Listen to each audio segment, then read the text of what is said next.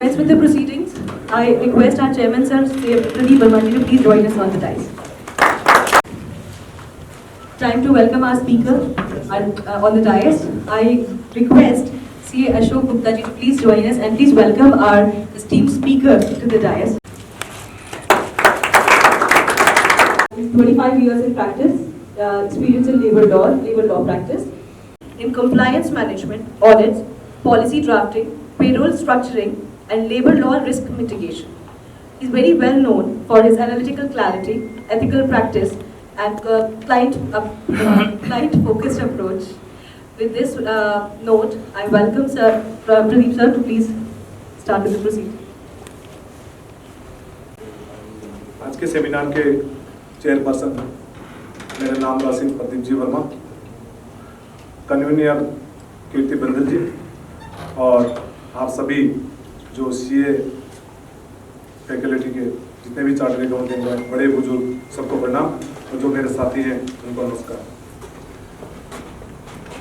जैसे वर्मा जी ने भी बताया कि सीए प्रैक्टिस के अंदर हम लेबर लॉ को थोड़ा सा अवॉइड करते हैं, जबकि 25 ईयर के प्रैक्टिस के अंदर मैंने देखा है जो हम जितने भी लिटिगेशन के मामले जाते हैं उसमें बहुत सारे जो balance sheet audited balance sheet होती है उसमें ऐसी क्वेरीज निकलती हैं, यदि सीए प्रैक्टिस में हम उसमें थोड़ा सा ध्यान दे दें तो वो लिटिगेशन के मामले कम जा पाएंगे।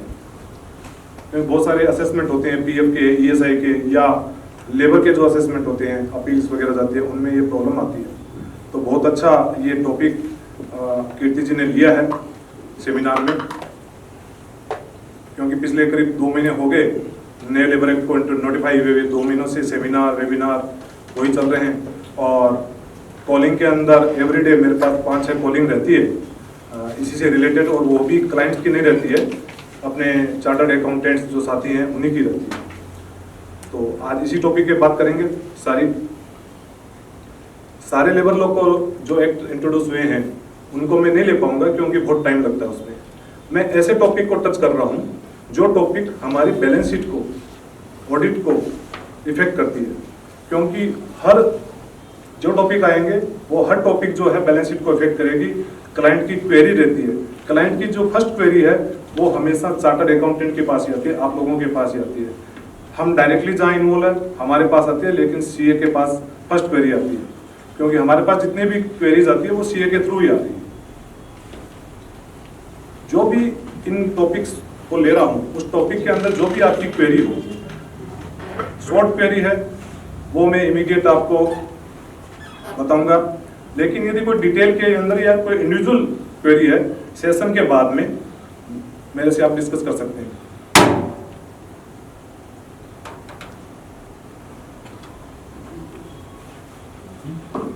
Hello hello hello hello hello hello hello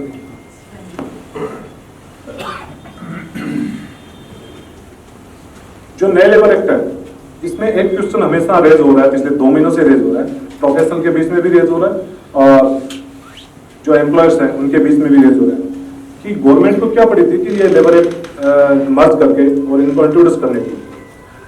इसकी जो प्रैक्टिकल प्रॉब्लम है, जो क्योंकि हम कंप्लायंसेस पे डील करते हैं, हम लिटिगेशन डील करते हैं, इसलिए पता है, क्योंकि किसी भी चीज की डेफिनेशन हर लेबर एक्ट में अलग अलग थी, जिसका अभी इसके अंदर भी आपको पता चलेगा कि डेफिनेशन की वजह से कितनी कंप्लायंसेस बर्डन बढ़ जाती थी।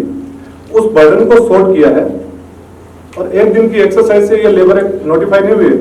2019-2020 के अंदर ये लेबर एक्ट मर्ज करके इनको पार्लियामेंट से पास किया गया था, उसके बाद में रूल पे एक्सरसाइज होने लगी थी, सभी स्टेट को एग्री कराया, तब जाके इन्होंने 21 नवंबर को 2025 को ये नोटिफाई किए थे। इनमें एक कंफ्यूजन जो मेरे पास डेली कॉल आती है, बहुत सारे प्रोफेशनल की भी कॉल आती है और बहुत सारे प्रोफेशनल क्लाइंट को सजेस्ट भी करते हैं, वो क्वेरी मैं आपको पहले क्लियर कर देता हूँ। कंफ्यूजन ये होता है कि जो लेबर एक्ट है नोटिफाई हुए 21 नवंबर को वो इफेक्टिव होंगे 1 अप्रैल 2026 के। ये गलत है, ये कंफ्यूजन है, क्योंकि नोटिफिकेशन गवर्नमेंट ने जो दिया है चारों एक्ट का, उन चारों कोड के नोटिफिकेशन को यदि हम पढ़ेंगे तो उनमें सारी सेक्शन को नोटिफाई नहीं किया है। यदि हम सोशल सिक्योरिटी कोड की नोटिफिकेशन को 21 नवंबर को पढ़ेंगे, उसमें सारी के नोटिफाई, सारे सेक्शन को नोटिफाई नहीं किया है, उसमें से कुछ सेक्शन उन्होंने हाइड कर दी है। वो सेक्शन है रूल से रिलेटेड, क्योंकि गवर्नमेंट ने जब नोटिफाई किया था तब ये बोला था लेबर सेक्रेटरी ने भी कि जी जो रूल्स है वो रूल्स आपके 1 अप्रैल से इफेक्टिव होंगे, वो नोटिफाई होंगे।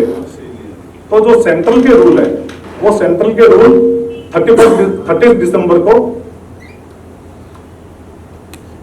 दिसंबर को नोटिफाई हो गए थे, लेकिन क्योंकि 45 डेज का लुकिंग पीरियड मिलता है, इसलिए अल्टीमेटली वो 1 अप्रैल से इफेक्टिव होंगे। स्टेट ने भी, बहुत सारे स्टेट ने अपने रूल को नोटिफाई कर दिया, लेकिन वो इफेक्टिव 1 अप्रैल 2026 से आएगा। अब ये बात आती है कि जब रूल 1 अप्रैल से आएंगे तो क्या एक्ट इफेक्टिव नहीं है? मैं अगेन कह रहा हूं, एक्ट 21 नवंबर 2025 को नोटिफाई हो गया था और उस डेट से इफेक्टिव है, और उसमें जो भी इम्प्लीमेंट किए हैं गवर्नमेंट ने वो 21 नवंबर से इफेक्टिव है। यदि कोई उसको कंपाइल नहीं कर रहा है एस्टेब्लिशमेंट, तो उसकी लायबिलिटी 100% आएगी। आ जाते हम इस पे, ये जो सेंट्रल के लेबर एक्ट है, जो लेबर एक्ट है सेंट्रल के 29, उन्हीं को इन्होंने मर्ज किया है। स्टेट के जो लेबर एक्ट है वो इसमें कोई मर्जिंग नहीं है। ये 29 लेबर जो लॉ थे सेंट्रल के, उनको मर्ज करके ये 3 लेबर कोड के अंदर मर्ज कर दिया गया है। आगे चल इसमें देखेंगे द कोड ऑन वेजेस 2019 जो पहला है, इसके अंदर 4 एक्ट जो लेबर के थे पुराने लॉ, उनको मर्ज किया है। द इंडस्ट्रियल रिलेशन कोड 2020, इसके अंदर 3 जो एक्ट थे लेबर लॉ के वो मर्ज किए हैं। The code on social security 2020, इसके अंदर 9 जो सेंट्रल के लेबर एक्ट थे उनको मर्ज किया है, और रेस्ट जो है the occupational safety health and working condition code 2024 में इसमें रेस्ट को मर्ज किया है। अभी पार्लियामेंट के अंदर जो सेशन चल रहा था उसमें लेबर मिनिस्टर ने amendment the industrial relation code 20 का अमेंडमेंट डाला था। एक सिंगल डे में अमेंडमेंट पास हुआ, उस पर आर्गुमेंट हुआ और सिंगल डे में अमेंडमेंट पास किया। क्वेश्चन ये होता है, लेबर कोड नोटिफाई हुए थे, अभी रूल्स में आए नहीं, उससे पहले अमेंडमेंट क्यों डाले? लेबर मिनिस्टर ने अमेंडमेंट क्यों डाला? उसमें कोई अमेंडमेंट नहीं था, उसमें केवल इंडस्ट्रियल रिलेशन कोड की एक सेक्शन 104 है। उस सेक्शन 104 की वजह से कहीं लिटिगेशन में मामला ना फंस जाए इंप्लीमेंट के रिगार्डिंग, क्योंकि गुप्ता जी या हमारे जैसे बंदे कोई जाके लिटिगेशन में पेश ना डाल दे। प्रॉब्लम क्या होती है कि यदि कोई लॉ बना और उसको इंप्लीमेंट और रिपील, क्योंकि ये सारे के सारे जो लॉ है वो रिपील किए हैं, तो रिपील का पावर जो है वो कार्यपालिका के पास ना होकर संसद के पास होना चाहिए, जबकि ये भी उसी प्रोसेस से गुजरे थे। लेकिन जो नोटिफाई हुए उस समय पार्लियामेंट जो है नहीं थी, तो उन्होंने उसकी क्लियरिटी की है। केवल उस दिन जो अमेंडमेंट डाला है उसमें केवल उसकी क्लियरिटी की है लेबर मिनिस्टर ने, और 4 घंटे की बहस के बाद में उसको पास करा दिया। तो अब ये जो इनको कोई चैलेंज नहीं कर सकता कि रिपील नहीं हुए, ये सारे के सारे रिपील है, पुराने एक्ट को रिपील करके इन 4 कोड के अंदर डिवाइड किया। जैसे मैंने आपको बताया था कोड ऑन वेजेज के अंदर ये payment of wages act, minimum wages act, payment of bonus act, equal remuneration act पहले थे। इंडस्ट्रियल रिलेशन के अंदर ट्रेड यूनियन एक्ट 1926 सबसे पहला हिंदुस्तान के अंदर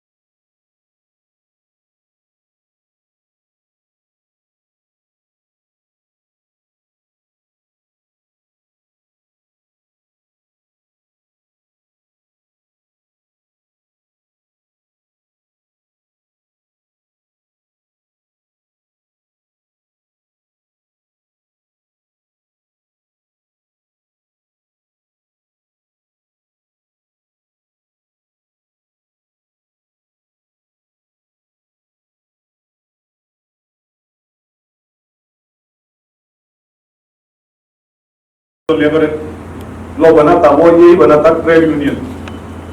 और उसके बाद में industrial employment, industrial dispute act, इनको इंडस्ट्रियल रिलेशन में मर्ज किया। इसके बाद में आते हैं अपन occupational safety and health working condition. इसमें ये सारे के सारे factory act, contract labour, BOCW act, sales promotion, working journalist, ये माइंस एक्ट, बहुत सारे मर्ज किए।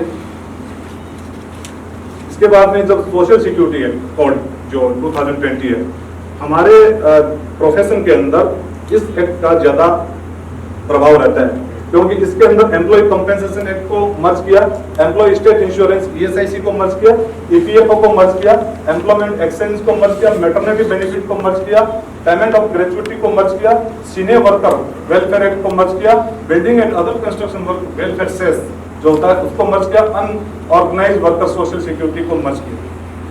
ये सारे एक्ट को इन्होंने रिपील कर दिया इस कोड के अंदर।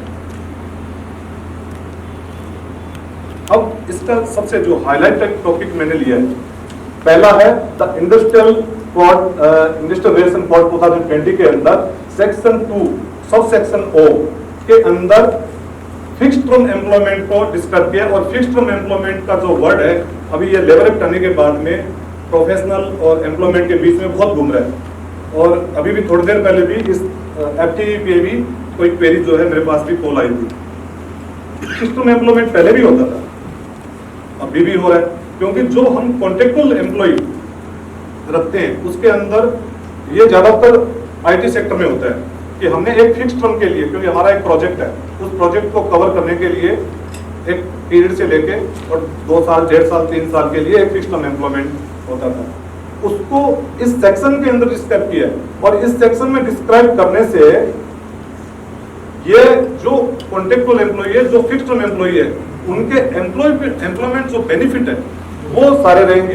क्योंकि हम यदि इसकी मीनिंग में तो स्पेसिफिक फिक्स पीरियड आ गया, लेकिन जो ये आपके equal treatment with permanent worker, कोई ये कहता है कि जी मैंने फिक्स टर्म एम्प्लॉयमेंट रखा और उस वजह से मेरे को परमानेंट वर्कर के हिसाब से नहीं देना पड़ेगा। इन नए लेबर कोड के अंदर गवर्नमेंट ने क्लियर कर दिया है कि आपको वही ट्रीटमेंट देना पड़ेगा जो ट्रीटमेंट आप परमानेंट वर्कर को दे रहे हो। आगे जो बेनिफिट आएंगे उसमें बताऊंगा। Statutory benefit pro rata basis आएगा। और ग्रेचुइटी की एलिजिबिलिटी, जिस दिन ये एक्ट नोटिफाई हुए थे उसी दिन रात से इतनी कॉलिंग आ रही, आज भी आ रही है कि क्या ग्रेचुइटी हर एम्प्लॉय पे आ गई या ग्रेचुइटी फिक्स्ड टर्म एम्प्लॉयमेंट पे आई। इसको जब ग्रेचुइटी का चैप्टर आएगा तब मैं आपको बताऊंगा ग्रेचुइटी के लिए कौन एलिजिबल है और कौन नहीं है। तो ये फिक्स्ड टर्म एम्प्लॉयमेंट के ऊपर ये डेफिनेशन जो है इस सेक्शन के अंदर, इंडस्ट्रियल कोड के अंदर, ये सारा का सारा इसमें दिखाया गया है।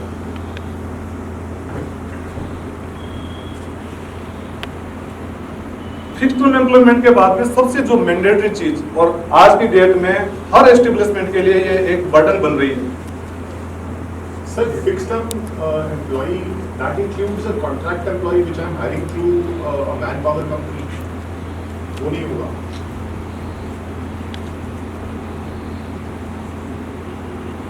एक्चुअली जो हम मैन पावर से वो कॉन्ट्रैक्चुअल एम्प्लॉय हो गए। फिक्स्ड टर्म एम्प्लॉयमेंट एक जैसे उसमें लिखा हुआ था रिटर्न कॉन्ट्रैक्ट और स्पेसिफिक फिक्स पीरियड। यदि आप चाहे कॉन्ट्रैक्चुअल एम्प्लॉय ले रहे हैं, चाहे हम रेगुलर एम्प्लॉय ले रहे हैं अपने पेरोल पे, उसका यदि टर्म्स डिफाइन है, उसका इफेक्ट क्या होगा आगे मैं बताऊंगा। यदि टर्म्स डिफाइन नहीं होता है, वही फिक्स्ड टर्म एम्प्लॉयमेंट में माना जाएगा। इसकी डेफिनेशन में सेक्शन 2O में ये appointment letter is mandatory.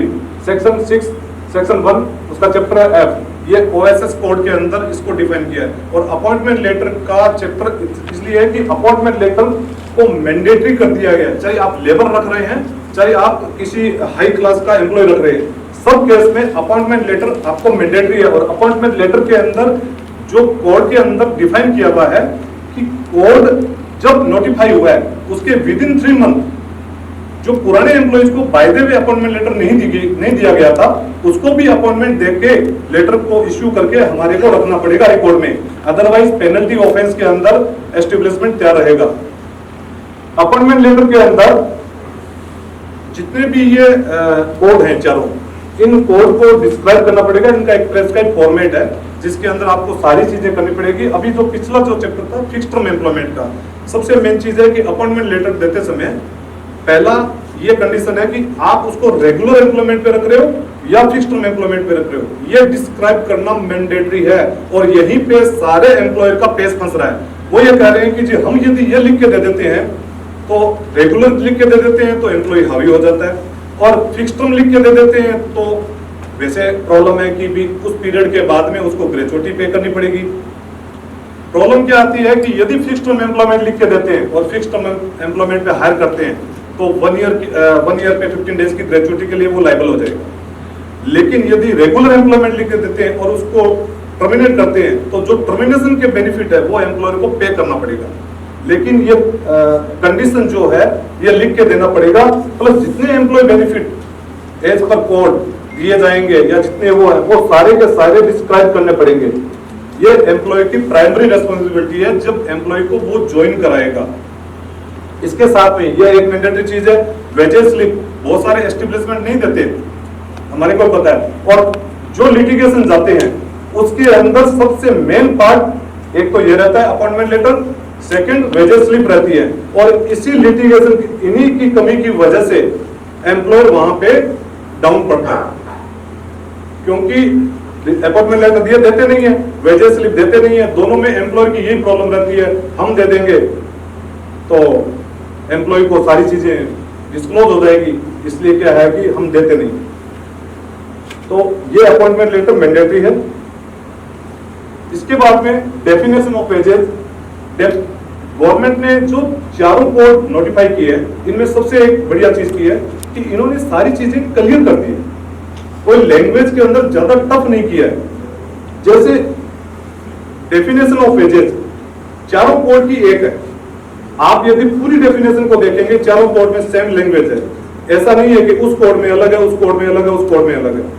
The code on wages 2019 के अंदर ये सेक्शन 2 सब सेक्शन वाई के अंदर नोटिफाई कर रखा है, इस सोशल सिक्योरिटी के अंदर सेक्शन 2 सब सेक्शन 8 में, बाकी में भी सेम डेफिनेशन जो है इन्होंने दे रखी है। यहाँ पे बहुत सारे प्रोफेशनल या हम लोगों के बीच में या एम्प्लॉयर के बीच में बहुत सारे कंफ्यूजन हो रहे हैं। जो कंफ्यूजन पहले होते थे वो अब इन्होंने पूरी की पूरी क्लियर कर दी है। और जो सैलरी को स्प्लिट किया जाता था और ये सैलरी को स्प्लिट करने का प्रॉब्लम एम्प्लॉय भुगतता था और हमारे जैसे प्रोफेशनल तो भुगतते थे, क्योंकि हम कह के थक जाते थे लेकिन एम्प्लॉय नहीं मानता था। अब इसके अंदर बहुत अच्छी क्लियरिटी कर दी है कि वेजेज और सैलरी के अंदर केवल 3 पार्ट है। पहला basic salary, second dearness allowance, तीसरा रिटर्निंग अलाउंस। इन 3 के अलावा वेजेज के अंदर पार्ट ही नहीं माने। बेसिक सैलरी होती है और जो डीए है वो जनरली हमारे प्राइवेट सेक्टर में कम मिलता है, कोई गवर्नमेंट जो कंपनीज होती है उसमें मिलता है। और रिटर्निंग अलाउंस वो सीजनेबल होता है तो बहुत कम मिलता है, हमारे जितने भी बैलेंस शीट्स वगैरह होती है। तो हमारा अल्टीमेटली आ गया बेसिक। तो जो बेसिक होगी वही वेजेज होगी और वही सैलरी होगी चारों कोड के अंदर। जब भी लिटिगेशन जाएगी तो वेजेज के अंदर, सैलरी के अंदर बेसिक सैलरी काउंट होगी, और जो एम्प्लॉय बेनिफिट जाएंगे वो भी वेजेज की बेसिक सैलरी काउंट होगी। अब इन्होंने क्या है कि यहाँ पे लिख दिया कि जो ये सारे के सारे इंक्लूड क्या है, बेसिक पे डियरनेस अलाउंस और रिटर्निंग अलाउंस। इसके अलावा बाकी इंक्लूड नहीं है वेजेज में। जो इंक्लूड नहीं है उनका दे दिया बोनस हो गया, अपना हाउस रेंट अलाउंस जो एचआरए होता था वो हो गया, और पेंशन का पीएफ का जो एम्प्लॉयज हम देते हैं वो हो गया। उसके बाद में कन्वेंस अलाउंस हो गया, एक ये अपने अदर जो स्पेशल अलाउंसेस वगैरह होते हैं वो हो गए, और रेम्युनरेशन अवार्ड सेटलमेंट हो गया, ओवर टाइम हो गया, कमीशन, ग्रेचुइटी, एनी कंपेंसेशन हो गया। इसके अंदर सबसे बड़ा पेज जो फंसाया गया है कि basic should be 50% of the CTC. कहीं डायरेक्ट नहीं, एक्ट के अंदर कहीं डायरेक्ट नहीं लिखा गया है बेसिक शुड, लेकिन एक्ट में केवल एक इतनी सी चीज लिखी गई है कि if payment made by the employer to the employee under sub clause A two I, जो मैंने पीछे बताया था ए और 2I, any commission A two I exceed 1/2 और such other percent as may notified by the central government of the all remuneration calculated under this clause the amount which exceeds such 1/2 or percentage so notified shall be deemed as remuneration as shall be according added in wages this clause। मतलब ये जो part है other than basic, यदि आपके 50% CTC से ज्यादा हो जाते हैं तो वो ऐड हो जाएगा वेजेस के अंदर। अल्टीमेटली बेसिक सैलरी किसी भी एम्प्लॉय की 50% से ऊपर हो सकती है, लेकिन अदर देन बेसिक सैलरी कभी भी 50% से ऊपर 0.1 भी नहीं कर सकते। नीचे नहीं हाँ, मतलब नीचे नहीं कर सकते, उससे नीचे नहीं कर सकते। और बेसिक सैलरी आप चाहे 90% ले जाओ, लेकिन उसमें भी एक पेज है। उसमें पेज क्या है, जो मैंने पहले बताया था, इक्वल रेम्युनरेशन को मर्ज किया। तो इक्वल रेम्युनरेशन में यह आएगा कि आपकी एक कैटेगरी के बंदे, मैंने किसी एस को लिया, उसकी सैलरी तो उसको तो ज्यादा कर दिया, 90% कर दिया, लेकिन किसी को मैंने 50 पे रखा, वहां पे आपको एक कैटेगरी, एक वर्किंग कंडीशन के बंदों की जो सैलरी है, बेसिक सैलरी एक ही परसेंटेज की रखनी पड़ेगी। आप ऐसा नहीं कर सकते किसी को 80%, किसी को 50%, किसी को 60%।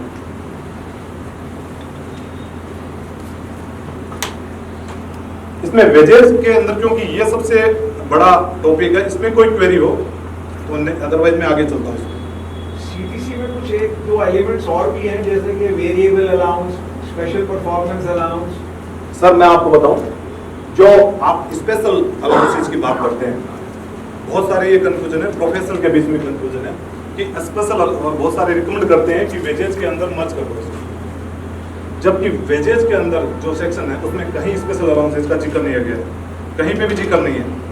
ठीक है, अब आ जाते हैं ये जो डी पॉइंट है, ई पॉइंट है, any sum paid to the employed person to defray special expenses entailed on him by the nature of his employment। इसमें जो आप बता रहे हैं वॉशिंग अलाउंसेस, स्पेशल अलाउंसेस, सारे इसके अंदर आ जाएंगे। ठीक है, रिटेन आप जो बता रहे हो वेरिएबल अलाउंसेस नहीं, वेरिएबल इनिशिएटिव अलाउंसेस तो इसी में आएंगे, 50% में ही रहेंगे, लेकिन यदि वेरिएबल इनिशिएटिव दिया जाता है वो डिफरेंट पार्ट हो गया, वो आप चाहे कितना भी दे सकते हैं। Will that be in the 50% benchmark? नहीं, वो सैलरी का ब्रेकअप नहीं आएगा, वेरिएबल अलाउंस सैलरी का ब्रेकअप नहीं आएगा, सैलरी का ब्रेकअप आएगा केवल ग्रॉस ब्रेकअप, आपका सैलरी और वेजेस का ग्रॉस ब्रेकअप आएगा। वेरिएबल अलाउंसेस तो किसी दिन 0 भी हो सकता है और किसी दिन 100 भी हो सकता है। परफॉर्मेंस, हाँ परफॉर्मेंस वेरिएबल, वो वेरिएबल हो सकता है, लेकिन यदि कोई नेचर ऑफ एम्प्लॉयमेंट की वजह से यदि आप किसी को वॉशिंग अलाउंस या स्पेशल अलाउंस को सिटी अलाउंस को दिया जाता है तो वो इस 50% में आ जाएगा। नहीं, लिव ट्रिल कंसेशन इसमें नहीं आएगा। सीटीसी सर सीटीसी का पार्ट होता है, लेकिन ये इसी के अंदर माना गया है। हाँ, इसके अलावा जो यहाँ पर क्लॉज ई में इन्होंने वर्ड जो यूज किया है, एक्सपेंस किया है, अलाउंस नहीं किया। Sir special expenses, all allowances and they have said to defray special expenses entailed on him by the nature of his employment। Sir यदि मैं कोई गार्ड हूँ तो मेरे वॉशिंग अलाउंस यदि मेरे को दिया तो वो तो इसी में आएगा ना कैटेगरी में, कार अलाउंस या सिटी अलाउंस। किसी आप एम्प्लॉयमेंट किसी को मुंबई में कर रहे हैं, हाँ तो मुंबई में कर रहे हैं तो मुंबई का सिटी अलाउंस उसको एडिशनल दे दिया, वो नेचर ऑफ एम्प्लॉयमेंट लिखा है। लेकिन इस वेजेस के डेफिनेशन के अंदर भी एक पेज है, बहुत सारे जो प्रोफेशनल है या जो एम्प्लॉयर है वो ये करते हैं कि 50% ऑफ द सीटीसी में किसी वर्कर की सैलरी 20,000 थी दिल्ली में, जो कोड आया है उस वेजेस कोड के अंदर 50% कर दिया, तो हम तो बेसिक सैलरी जो है वो 10,000 कर दी और बाकी जो है अलाउंसेस में डाल दी।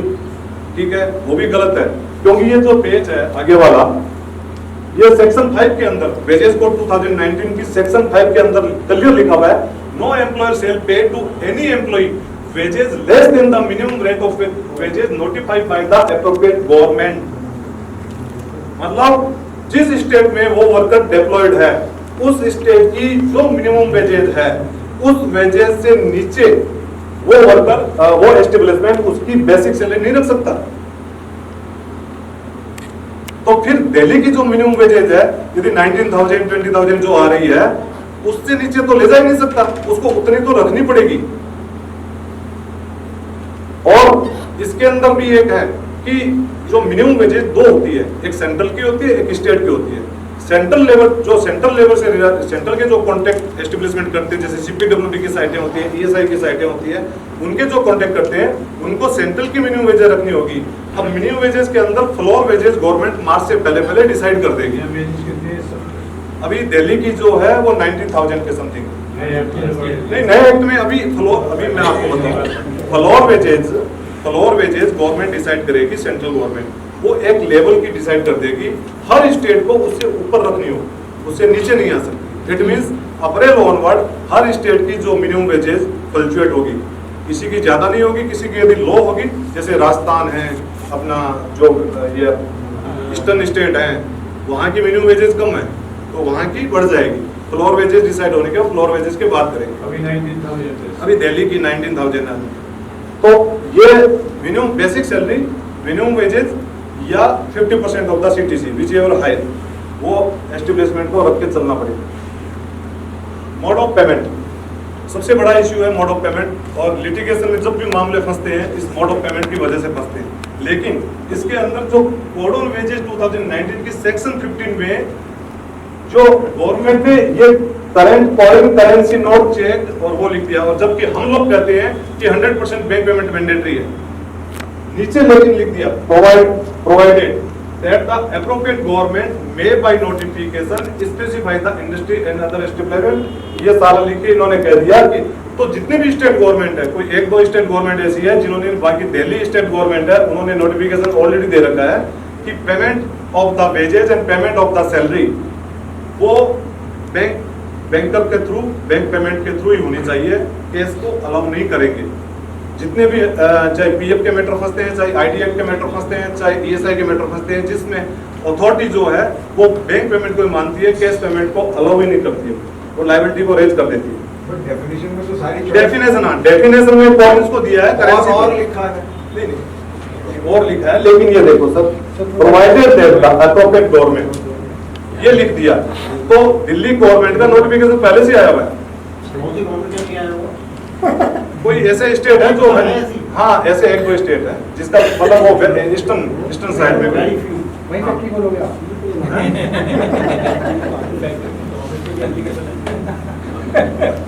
अब आ जाते हैं time limit of payment of wages. सबसे बड़ा इश्यू जो एस्टेब्लिशमेंट को, एम्प्लॉयर को आ रहा है और सबसे ज्यादा बर्डन हो रही है एम्प्लॉयर को, वो इस सेक्शन की वजह से हो रही है, section 17 the code on wages 2019 की वजह से। और शायद आपके पास भी कोई क्वेरी आ रही हो। सबसे टाइम लिमिट को पहले भी थी, लेकिन टाइम लिमिट को इन्होंने पूरा सेट कर दिया, और उसके अंदर जो नीचे का जो पोर्शन है सबसे ज्यादा, वो उससे प्रॉब्लम आ रही है। एम्प्लॉय को जो वेजेज और सैलरी पेमेंट होगी वो विद इन टाइम लिमिट होगी। यदि डेली वेजेज पे कोई वर्कर काम कर रहा है, इवनिंग के अंदर जब शिफ्ट क्लोज होती है तब उसको पेमेंट करना होगा एम्प्लॉय। वीकली कोई काम कर रहा है, उसको वीकेंड पे जो लास्ट वर्किंग डे है उसमें पेमेंट करना होगा, मैंडेटरी है ये इस कोड के अंदर। फोर्टनाइटली जो काम कर रहा है, साइकिल है, उसको सेकंड फोर्टनाइट जो डे होता है उस पे पेमेंट मैंडेटरी है। मंथली जो वर्किंग कर रहा है सैलरी का, उसको मंथ एंड पे नेक्स्ट मंथ में 7 से पहले पेमेंट करना होगा। लेकिन सबसे बड़ा जो इसमें लिख दिया वो ये लिख दिया कि जहां पे डिसमिस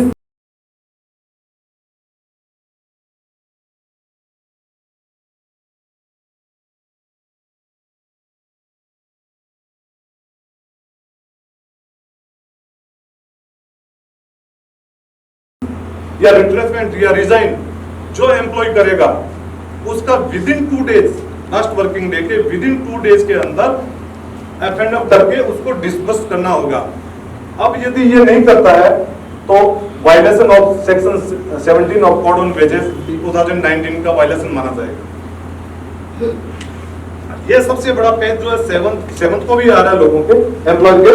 लेकिन जो नीचे वाला है डिसमिस पे कंपनीज एस्टेब्लिशमेंट है 2-2 महीने, 3-3 महीने, 4-4 महीने एफएनएफ नहीं करती है। और हमारे पास भी या आप मार्केट में देखो, जितने भी लिटिगेशन के मामले फंसते हैं वो इसी वजह से फंसते हैं। एफएनएफ का पेमेंट नहीं किया, एम्प्लॉय जो है लेबर डिपार्टमेंट में चला गया या कहीं कंप्लेन कर दी, लिटिगेशन में मामले जो है इसी वजह से जाते हैं। इन्होंने इस पे 2 डेज का 2 वर्किंग डेज का ब्रेक लगा दिया और हर एस्टेब्लिशमेंट कहता है हम कैसे कर पाएंगे, लेकिन क्योंकि यदि ना करते हैं तो मैं आगे आपको वायलेशन पे बताऊंगा, इनके ऑफेंस पे पेनल्टी कितनी है, वो ऑफेंस के लिए एस्टेब्लिशमेंट तैयार रहेगा। Last working day resignation accept होगा या डिसमिस रिमूव टर्मिनेशन। जैसे सपोज करो कंपनी ने नोटिस पीरियड सर्व के लिए उसको नोटिस दे दिया 1 महीने का, तो उसको यदि लास्ट वर्किंग डे जो उसका है उसके अगले 2 दिन के अंदर एफेंडर को उसको करके कोई अचानक डिजाइन करके जा रहा है तो ये थोड़ा है कि 2 दिन में उसको देने पड़ेंगे पैसे। नहीं अचानक रिजाइन करके जा रहा है तो आप वो लेकिन एक्सेप्टेंस भी तो होना चाहिए। नहीं एक्सेप्टेंस यदि आपकी नहीं होगी उसकी एम्प्लॉय की, तो आपके पास में उसको वापस आपके पास कम्युनिकेशन होने से पहले भी जो पिछले इतने सालों में जो प्रॉब्लम है सर, एम्प्लॉय जैसे रिजाइन देके चला गया, एस्टेब्लिशमेंट चला गया, आ नहीं रहा है, एम्प्लॉय उसके अगेंस्ट में कोई भी एक्शन नहीं लेता, कोई भी कम्युनिकेशन नहीं करता। प्रॉब्लम गुप्ता जी भी जानते हैं, जो हम प्रोफेशनल सारे जानते हैं कि हिंदुस्तान के कानून के अंदर एविडेंस के अंदर जो ऑन पेपर जो रिकॉर्ड होता है वही चलता है। वहाँ पे पेज क्या फंसता है कि अथॉरिटी यही पूछती है एम्प्लॉयर को, आपने इसने रिजाइन दे दिया, ये बिना गए नहीं आया से, तो आपने इसके साथ में इसको वार्निंग दी, इसको कुछ कहा, इसको मेल किया, कोई मेल की या पोस्ट किया, कोई डाक भेजी, वहाँ पे एम्प्लॉयर कहता नहीं हमने ऐसा तो कुछ नहीं किया। वहाँ पे एम्प्लॉय की सुनी जाएगी, एम्प्लॉयर की नहीं सुनी जाती है। तो हम हर एस्टेब्लिशमेंट को ये कहते हैं कि यदि आपका बंदा ऐसे इमीडिएट चला जाता है या नहीं आता है तो आप उसको वार्निंग लेटर दीजिए। वार्निंग लेटर में विदिन 7 डेज का आप टाइम दीजिए कि आप एससीएन आप यहाँ पे हमारे को कारण बताओ कि आप क्यों नहीं आ रहे या आपने इमीडिएट क्यों नहीं आना बंद कर दिया, या तो वो 7 दिन में नहीं आता तो फिर एक लेटर भेजिए जिसमें उसको टर्मिनेट का क्लोज डाल दीजिए। उस केस के अंदर जो टर्मिनेशन के बेनिफिट है एम्प्लॉय को, वहां से एम्प्लॉयर सेफ हो जाएगा। तो वो पेमेंट उसको 2 दिन में देनी पड़ेगी साथ में टर्मिनेट करके? नहीं टर्मिनेट, हाँ यदि आप टर्मिनेट करते हो तब देनी होगी, लेकिन उसके अंदर मैं आपको बताऊं बहुत सारे ऐसे हैं जिसमें नोटिस पे रिकवरी भी किया जाता है। हाँ, क्योंकि एक इलाहाबाद के अंदर एक केस हुआ था जिसमें एक कंपनी का लेबर कोर्ट में उसमें 3 मंथ का सैलरी उसका ड्यू था, उसने 3 मंथ का क्लेम किया, लेकिन जैसे सर बता रहे हैं उसने बिना कहे अब्सेंट रह गया, उसको प्रॉपर कम्युनिकेशन गई, उसका 1 मंथ का नोटिस पे जो है वो माइनस करके रिमेनिंग पार्ट उसको पेमेंट किया। तो रिकवर कर सकता है, ऐसा नहीं कि एम्प्लॉयर को नोटिस पे देना होता है वो रिकवर नहीं कर सकता, रिकवर भी कर सकता है। एम्प्लॉयमेंट नॉट रिड्यूस्ड वेजेस, ये प्रॉब्लम एस्टेब्लिशमेंट के बीच में बहुत चलती है। वो चलते ही किसी की सैलरी को रिड्यूस कर देता है, चलते ही बेसिक को रिड्यूस कर देता है या किसी को रिड्यूस कर देता है।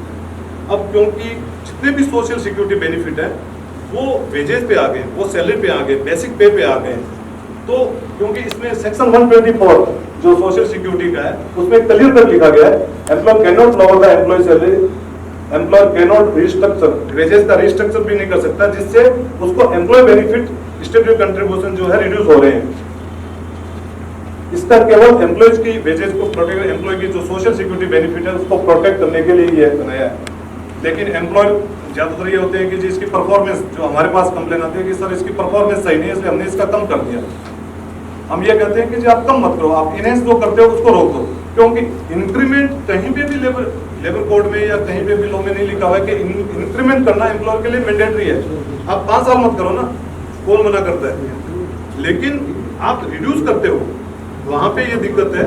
और इस सेक्शन 124 के अंदर एकदम क्लियर लिखा हुआ है कि आप रिड्यूस नहीं कर सकते सैलरी को, जिसमें पर्टिकुलर जो वेजेज है, जैसे डेफिनेशन में जो वेजेज है ये बेसिक सैलरी को तो रिड्यूस कर भी नहीं सकते। सर ये नंबर ऑफ वर्किंग डेज वाला जो इश्यू है ना वो सर मैं सजेस्ट नहीं करता, क्योंकि ये कहीं ना कहीं पकड़ा जाता है। EPFO, ESI सब जगह AI लगा हुआ है, आप कहीं पे भी कुछ करेंगे वो पिक कर देगा वहां से। तो इसलिए कभी किसी को सजेस्ट नहीं करता आप नंबर ऑफ वर्किंग डेज को रिड्यूस करो, क्योंकि जब number of working days reduce करोगे तो एम्प्लॉय के बेनिफिट भी रिड्यूस होते हैं उसके अगेंस्ट में, और एम्प्लॉय के बेनिफिट रिड्यूस होते हैं और कहीं लिटिगेशन में मामला चला गया तो फिर वो पूरे एस्टेब्लिशमेंट के रिकॉर्ड मंगाते हैं, वो पर्टिकुलर एम्प्लॉय के नहीं। तो इसलिए रिड्यूस जो है वेजेज वो नहीं होती। एलिजिबिलिटी फॉर बोनस, जैसे तो सबको पता है कि बोनस के अंदर वैसे कुछ ज्यादा चेंज नहीं हुआ है, एक दो जगह उन्होंने चेंज किया है। 21,000 की सीलिंग लिमिट है आज की डेट में, और बोनस बेसिक पे ही आता था और अभी भी वेजेस की डेफिनेशन में बेसिक है, तो उसमें भी कोई चेंज नहीं हुआ है। सीलिंग लिमिट 21,000 है, 21,000 बेसिक तक बोनस जो है एलिजिबल होता है। यदि 21,000 की बेसिक ऊपर चली जाती है किसी की, तब मैंडेटरी बोनस नहीं है, ऑप्शनल है। 8.33% जो है बोनस है वो मैंडेटरी है, मैक्सिमम हम 20% दे सकते हैं। लेकिन इसके अंदर इन्होंने एक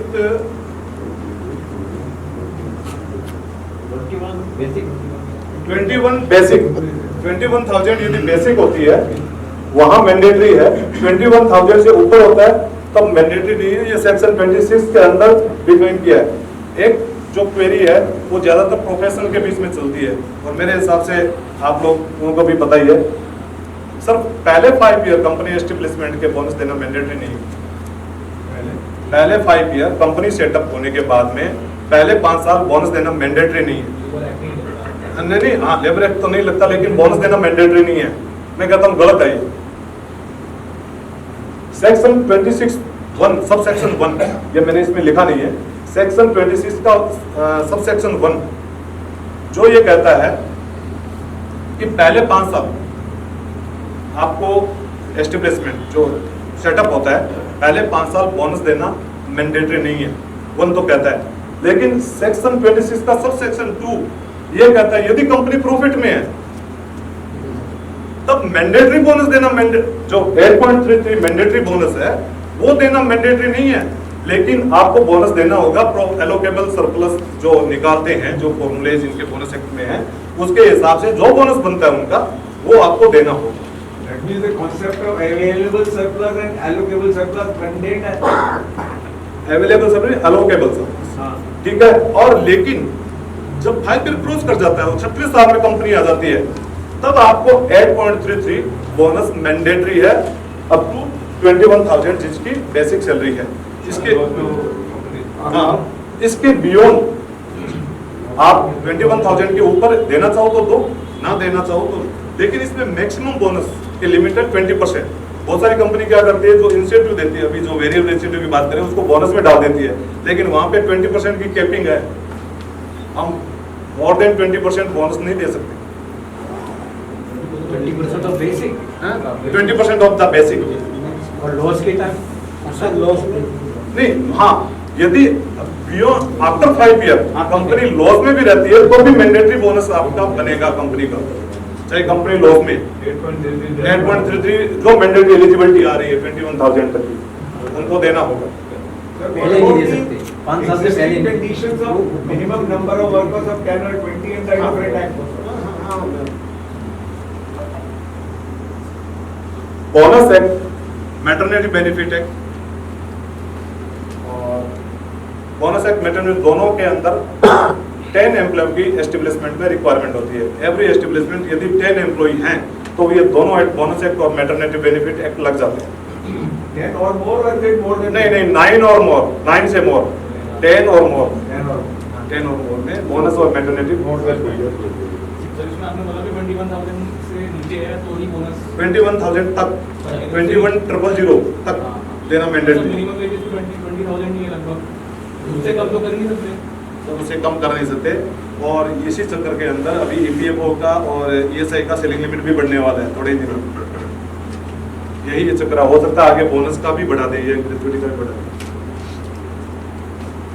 अब इसके अंदर ये बोनस डिस्बर्स, बोनस जो है डिस्बर्स करने का हमारे को फाइनेंशियल एंड के बाद में 8 महीने के अंदर हमारे को बोनस डिस्बर्स करना होता है। ये मैंडेटरी कंडीशन है। लिमिट है 8 मंथ के अंदर, लास्ट डेट आ जाती है तो हमारी 30 नवंबर। और लगभग ये बोनस जो है दीपावली के एक रिकॉर्ड में आते हैं। और हमारे हिंदुस्तानी कल्चर के अंदर दीपावली पे जो भी पे आउट दिया जाता है ज्यादातर एस्टेब्लिशमेंट को वो बोनस के अंदर अपना बैठा लेना चाहिए, ताकि क्या है कि बोनस की कंप्लाइंस से वो फ्री हो जाते हैं। इसके अंदर जो ये लेबर कोड है 2019, इसमें जो पेज फंसाया है वो ये फंसाया है कि यदि कोई कंपनी लिटिगेशन में चला जाती है बोनस से रिलेटेड और उसके अंदर वो मैंडेटरी हायर बोनस का कोई लिटिगेशन चला जाता है, क्योंकि जहां अलोकेबल सरप्लस का मैटर आ जाएगा वहां यूनियन जो कंप्लेन कर देती है और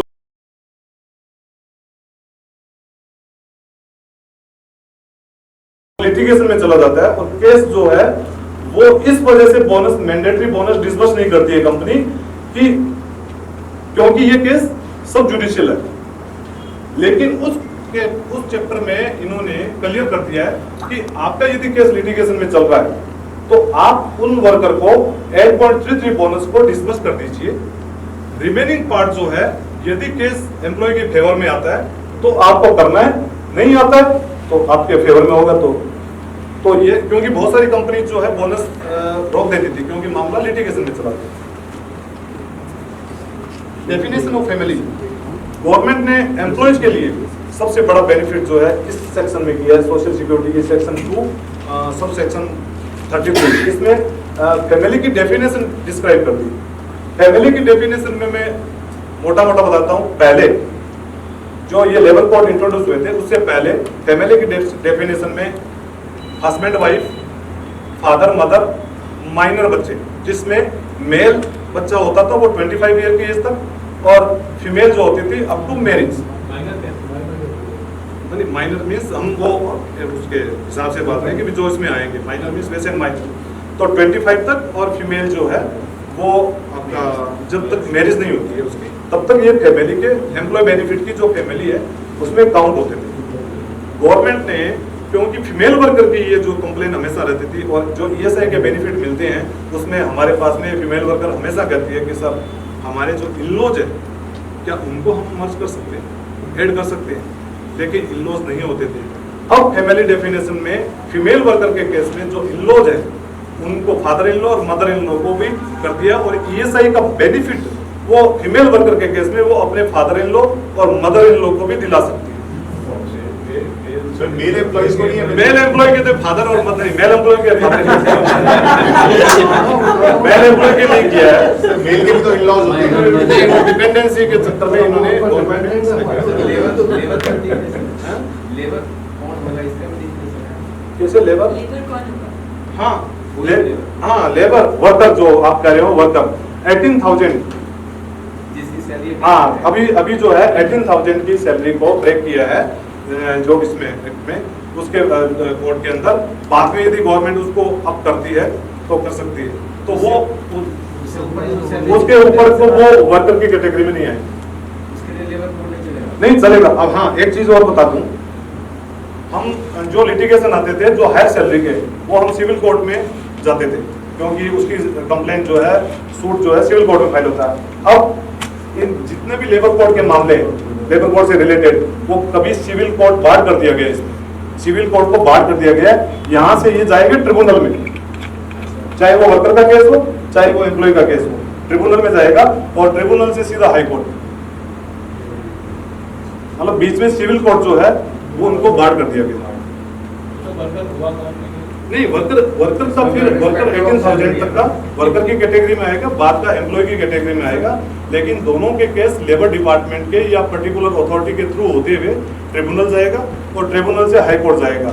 जैसे सर बता रहे हैं पहले जो वर्कर के केस है वो लेबर डिपार्टमेंट इंटरटेन करता था और जो एम्प्लॉय के हाई सैलरी के जो केस है वो सिविल कोर्ट के अंदर रिकवरी सूट डलता था। लेकिन बेनिफिट्स वही रहेंगे, बेनिफिट्स वही रहेंगे सर। इसमें सर इन्होंने जो है वर्कर के अंदर वर्कर का एम्प्लॉय का डिफरेंस जो है उनकी जो कुछ फैसिलिटी है जो सोशल सिक्योरिटी की, जैसे लेबर सेस है, लेबर सेस किसको है, लेबर को जाना है, वर्कर को जाना है, उसके जो बेनिफिट्स है लेबर सेस के भी मैं बेनिफिट बताऊंगा क्या है और उसके मिनिमम सैलरी 19 फिक्स कर रहे हैं और ये लेबर कोड में 18 कर रहे हैं तो 12 हो जाएगा। सर दिल्ली एक पर्टिकुलर है, अभी फ्लोर वेजेस आया नहीं है, फ्लोर वेजेस आते ही ये सारी चीजें चेंजिंग हो जाएगी। और सर अगर कोई ट्रेनिंग है इंटर्न है और प्रोविजन पे है, मैं आपको एक अगेन और बता देता हूँ क्योंकि ये इशू जो ट्रेनिंग और स्टाइपेंड इनके इशू तो पिछले इतने सालों से आते हैं, ठीक है ना। ट्रेनिंग और स्टाइपेंड इसको कोई भी एस्टेब्लिशमेंट यदि रखता है तो एप्रेंटिसशिप एक्ट जो है उसके अंदर यदि एस्टेब्लिशमेंट रजिस्टर्ड होता है तभी वो ट्रेनिंग और स्टाइपेंड रख सकता है और उसको उसके अकॉर्डिंग वेजेस दे सकता है, सैलरी या वेजेस जो भी होती है वो दे सकता है। तो उनकी वेजेस जो है सैलरी है वो कम होती है, रिड्यूस होती है, 6,000 7,000 ऐसी होती है अलग अलग कैटेगरी की। उसके अंदर यदि वो वहाँ रजिस्टर्ड है तो उस एस्टेब्लिशमेंट को उन एम्प्लॉयज की पीएफ और ईएसआई या जो एम्प्लॉय बेनिफिट है उनकी रिक्वायरमेंट नहीं रहती है। जब वो उनका एक पीरियड होता है, डिसाइडेड होता है, वो उनका भी एक द्वारका में है डिपार्टमेंट यहाँ दिल्ली में, तो उनका डिसाइडेड होता है, उनकी कुछ फॉर्मेलिटीज कंप्लीट करनी होती है और एक पीरियड होता है 5 मंथ 6 मंथ अलग अलग कैटेगरी के 9 मंथ। उस पीरियड के बाद में उनको आपको सर्टिफिकेट देना होता है, फिर आप उनको रखते हो या ना रखते हो। और जरूरी नहीं है ट्रेनिंग या स्टाइपेंड हमारे को उस डिपार्टमेंट के थ्रू लेने होते हैं, हम अपने ले सकते हैं, लेकिन हमारे को जो फॉर्मेलिटीज है पेपर फॉर्मेलिटीज वो वहाँ पे करनी होती है, तभी हम ईएसआई पीएफ या एम्प्लॉय बेनिफिट से बच सकते हैं। यदि हम ऐसे ही हमने कह दिया कि ये ट्रेनिंग है हमारे और हम इसको 10,000 रुपये दे रहे हैं तब नहीं होगा, क्योंकि एस्टेब्लिशमेंट को वहाँ रजिस्टर्ड होना मैंडेटरी। तो जैसे हमारे सीएस के आर्टिकल क्लर्क होते हैं 2 साल के लिए होते हैं, उनका स्टाइपेंड फिक्स होता है, कम होता है। मैं आपको बताता हूँ, जो आपके आर्टिकल्स होते हैं या कहीं पे कोई यूनिवर्सिटी होती है उसके साथ में एस्टेब्लिशमेंट का टाई अप होता है, यूनिवर्सिटी है उसके साथ में स्टाइपेंड का टाई अप होता है। वहाँ पे जैसे सीए आर्टिकल की बात की तो आपका सीए इंस्टीट्यूट का कुछ वो ऐसा है रूल एंड रेगुलेशन जिसके अंदर वो उनकी 2 साल की या 2.5 साल की जो होती है वहाँ पे ये एग्जम्प्टेड है। यदि यूनिवर्सिटी जैसे मैं आपको बताऊं एनआईटी है या अपने ये एमआईटी या जो यूनिवर्सिटी है इनका जो कैंपस मतलब ट्रेनिंग के लिए जाते हैं तो वहाँ पे मैंडेटरी नहीं है कि उनको एम्प्लॉय की कैटेगरी में लिया जाएगा, क्योंकि वो यूनिवर्सिटी और उस कंपनी के साथ में एक टाइप होता है, उसी टाइप के चलते ये एग्जम्प्टेड होता है। So in substance, what is the status of the existing Apprentices Act? उसका सर इन लेबर एक्ट में नहीं, इन लेबर कोड के अंदर नहीं है, इसको वो उन्होंने सेपरेट cover भी नहीं किया है, है। वो इसमें नहीं है कुछ भी, वो So it सेपरेट है। stands, so it stands. हाँ वो सेपरेट। सर स्टार्टिंग में सर जैसे कुछ टाइम के लिए फॉर 6 मंथ्स और व्हाटएवर टाइम तो कहते हैं प्रोविजन पे हुआ, आप टेम्परेरी वर्क करो, आप परमानेंट नहीं करोगे, तो सर जो एम्प्लॉई है वो 6 महीने के बाद से काउंट होगा या फ्रॉम डे 1? सर एम्प्लॉय जिस दिन ऑफिस के अंदर या वर्कर वर्किंग प्लेस के अंदर कदम रख दिया वहाँ से उसका एम्प्लॉयमेंट काउंट हो जाएगा, ठीक है। प्रोबेशन पीरियड ये होता है, आपने 6 मंथ का प्रोबेशन पीरियड दिया, 6 मंथ तक वो एम्प्लॉय आपको छोड़ के चला जा सकता है, कल से नहीं आऊँगा, और आप भी इमीडिएट उसको टर्मिनेट कर सकते हैं, नो एम्प्लॉय बेनिफिट। लेकिन जब प्रोबेशन पीरियड खत्म हो जाता है उसके बाद में आपके पास एक राइट्स है कि आप उसको एक्सटेंशन का लेटर दे सकते हैं कि जी आपका बिहेवियर या जो भी वर्किंग स्टाइल ठीक नहीं है, आपको 3 मंथ का प्रोबेशन बढ़ाया जाता है, तो आपको 3 मंथ का एक्सटेंशन मिल जाएगा। लेकिन उसके बाद में जब वो परमानेंट होता है ऑफिशियली लेटर देना होता है कि जी आप इसको प्रोबेशन पीरियड आपका खत्म हो गया, आप कंटिन्यू आपका या उसको वहाँ पे टर्मिनेट किया जा सकता है। लेकिन प्रोबेशन पीरियड खत्म होने के बाद में या पहले एम्प्लॉय बेनिफिट सारे मिलेंगे उसको जितने उसको मिलते हैं, केवल ये नोटिस पे वाला यही एक इसमें राइटर है कि वहाँ पे नहीं। एम्प्लॉय के अंदर एवरी एस्टेब्लिशमेंट, एवरी शॉप या जो भी ये जो भी होते हैं वो अपने proprietary firm, partnership, LLP, company, ये सारे के सारे एस्टेब्लिशमेंट आते हैं। इवन आपके ट्रस्ट 10 नहीं, इसमें हाँ केवल एक पीएफ जो है वो ऐसा रजिस्ट्रेशन है जहाँ पे अभी 20 का है, बाकी लगभग सारे 10 पे। 10 तो मिनिमम है, 10 तो मिनिमम, वो 10 में तो नहीं इंट्रेंस 10 में कम। और जो एप्लिसिटी एक्ट से जो आप परमिशन लाते हैं वो आपकी मेन पावर स्ट्रेंथ पे मिलेगी। सपोज करो हमारी 50 है तो हमारे को 5 इंटर्न या वो रखने की परमिशन। कंटिन्यू सर्विस के अंदर बहुत सारे कंफ्यूजन होते हैं और एम्प्लॉयर के बीच में तो ज्यादा होते हैं। कंटिन्यू सर्विस में क्या है, इसके अंदर ज्यादा छेड़छाड़ नहीं की है। सेक्शन 54 के अंदर डिस्क्राइब किया है सोशल सिक्योरिटी में कोड में, कोई एम्प्लॉय, क्योंकि हम जनरली कंटिन्यू सर्विस को मानते हैं 1 ईयर, जबकि किसी भी एम्प्लॉय ने 240 डेज की वर्किंग कर ली कंटिन्यू, वो 1 ईयर के इक्विवेलेंट माना जाएगा। यदि माइंस में काम कर रहा है, अंडरग्राउंड कोई काम कर रहा है, वो एम्प्लॉय अगर 190 डेज काम कर लिया तो वो 1 ईयर के इक्विवेलेंट माना जाएगा। अब ये तो 1 ईयर की कंटिन्यू सर्विस, 6 मंथ की कंटिन्यू सर्विस। यदि कोई एम्प्लॉय 120 डेज काम कर लेता है कंटिन्यू, वो इक्विवेलेंट 6 मंथ माना जाएगा।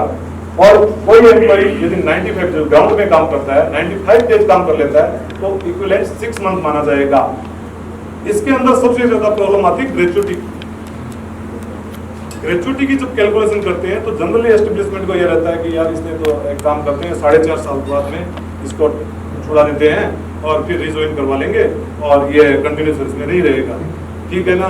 ऐसे बतेरों केस सर आए हैं और बतेरों केस के अंदर ग्रेचुइटी डिस्बर्स करनी पड़ी है, क्योंकि जहां पे आपने 6 मंथ का डाला वहां पे वो हो गया 240 डेज होते ही वो 1 ईयर के काउंट हो गया। तो जहां आपने 120 डेज या 125 डेज काम कर लिया वो 6 मंथ हो गया। तो ये कंटिन्यू सर्विस का जैसे पहले था वैसे ही कंटिन्यू सर्विस का अभी रखा है।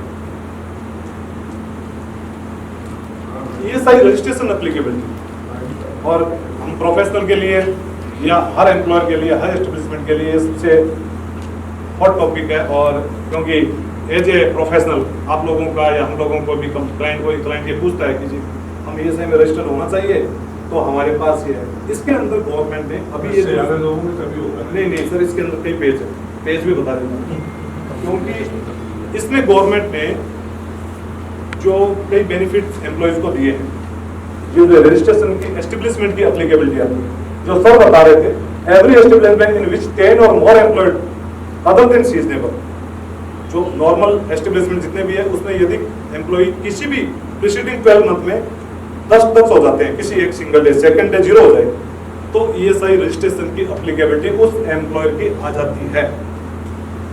अब आ जाते हैं नीचे इन्होंने दे दिया प्रोवाइडेड दैट चैप्टर 4, क्योंकि जो सोशल सिक्योरिटी कोड है उसका शेड्यूल 1 के अंदर चैप्टर 4 के अंदर इन्होंने यह लिख दिया, यदि कोई कंपनी या कोई एस्टेब्लिशमेंट हजेरियल वर्किंग करवा रहा है या ऐसी वर्किंग ऑक्यूपेशनल ऐसी वर्किंग है जिसमें लाइफ थ्रेटिंग है, तो उस केस के अंदर सिंगल एम्प्लॉय पे ESI रजिस्ट्रेशन मैंडेटरी हो जाएगा। और आ जाते हैं नीचे, ये प्लांटेशन वगैरह का है, जिसमें प्लांटेशन कोई वर्किंग हो रही है एस्टेब्लिशमेंट की, उसके अंदर अपनी बोथ कंसेंट से वो परमिशन ले सकते हैं। लेकिन सबसे ज्यादा जो एम्प्लॉयज की डिमांड रहती थी कि सर हमारे एस्टेब्लिशमेंट में 5 बंदे हैं, 6 बंदे हैं, हम ESI में रजिस्ट्रेशन होंगे। PF वॉलंटरी रजिस्ट्रेशन था, लेकिन ESI वॉलंटरी रजिस्ट्रेशन नहीं था, आज तक नहीं था। गवर्नमेंट ने उन्हीं एम्प्लॉय के लिए इस ESI की एलिजिबिलिटी में सोशल सिक्योरिटी कोड के अंदर सेक्शन 1 सब सेक्शन 7 में ये प्रोविजन कर दिया कि कोई भी एस्टेब्लिशमेंट और एम्प्लॉय बोथ कंसेंट यदि ESI के रीजनल ऑफिस में सबमिट करता है या ऑनलाइन एप्लीकेशन डालता है, उस केस में वॉलंटरी रजिस्ट्रेशन आ जाएगा। क्योंकि ESI के जो एम्प्लॉय बेनिफिट है ना वो बहुत होते हैं, और मैं किसी भी एस्टेब्लिशमेंट को यही सजेस्ट करता हूं कि चाहे बेशक आप और कोई बेनिफिट दे ना दे, चाहे आप सैलरी के अंदर कहीं रिड्यूस कर दो, लेकिन उसको ये ESI का बेनिफिट जरूर दो। क्योंकि ESI का बेनिफिट, मैं कल उदयपुर था और इसी ESI के किसी के केस के सिलसिले में, जिसमें एम्प्लॉय का केस था, उसी में था, उसके अंदर बेनिफिट बहुत ज्यादा है।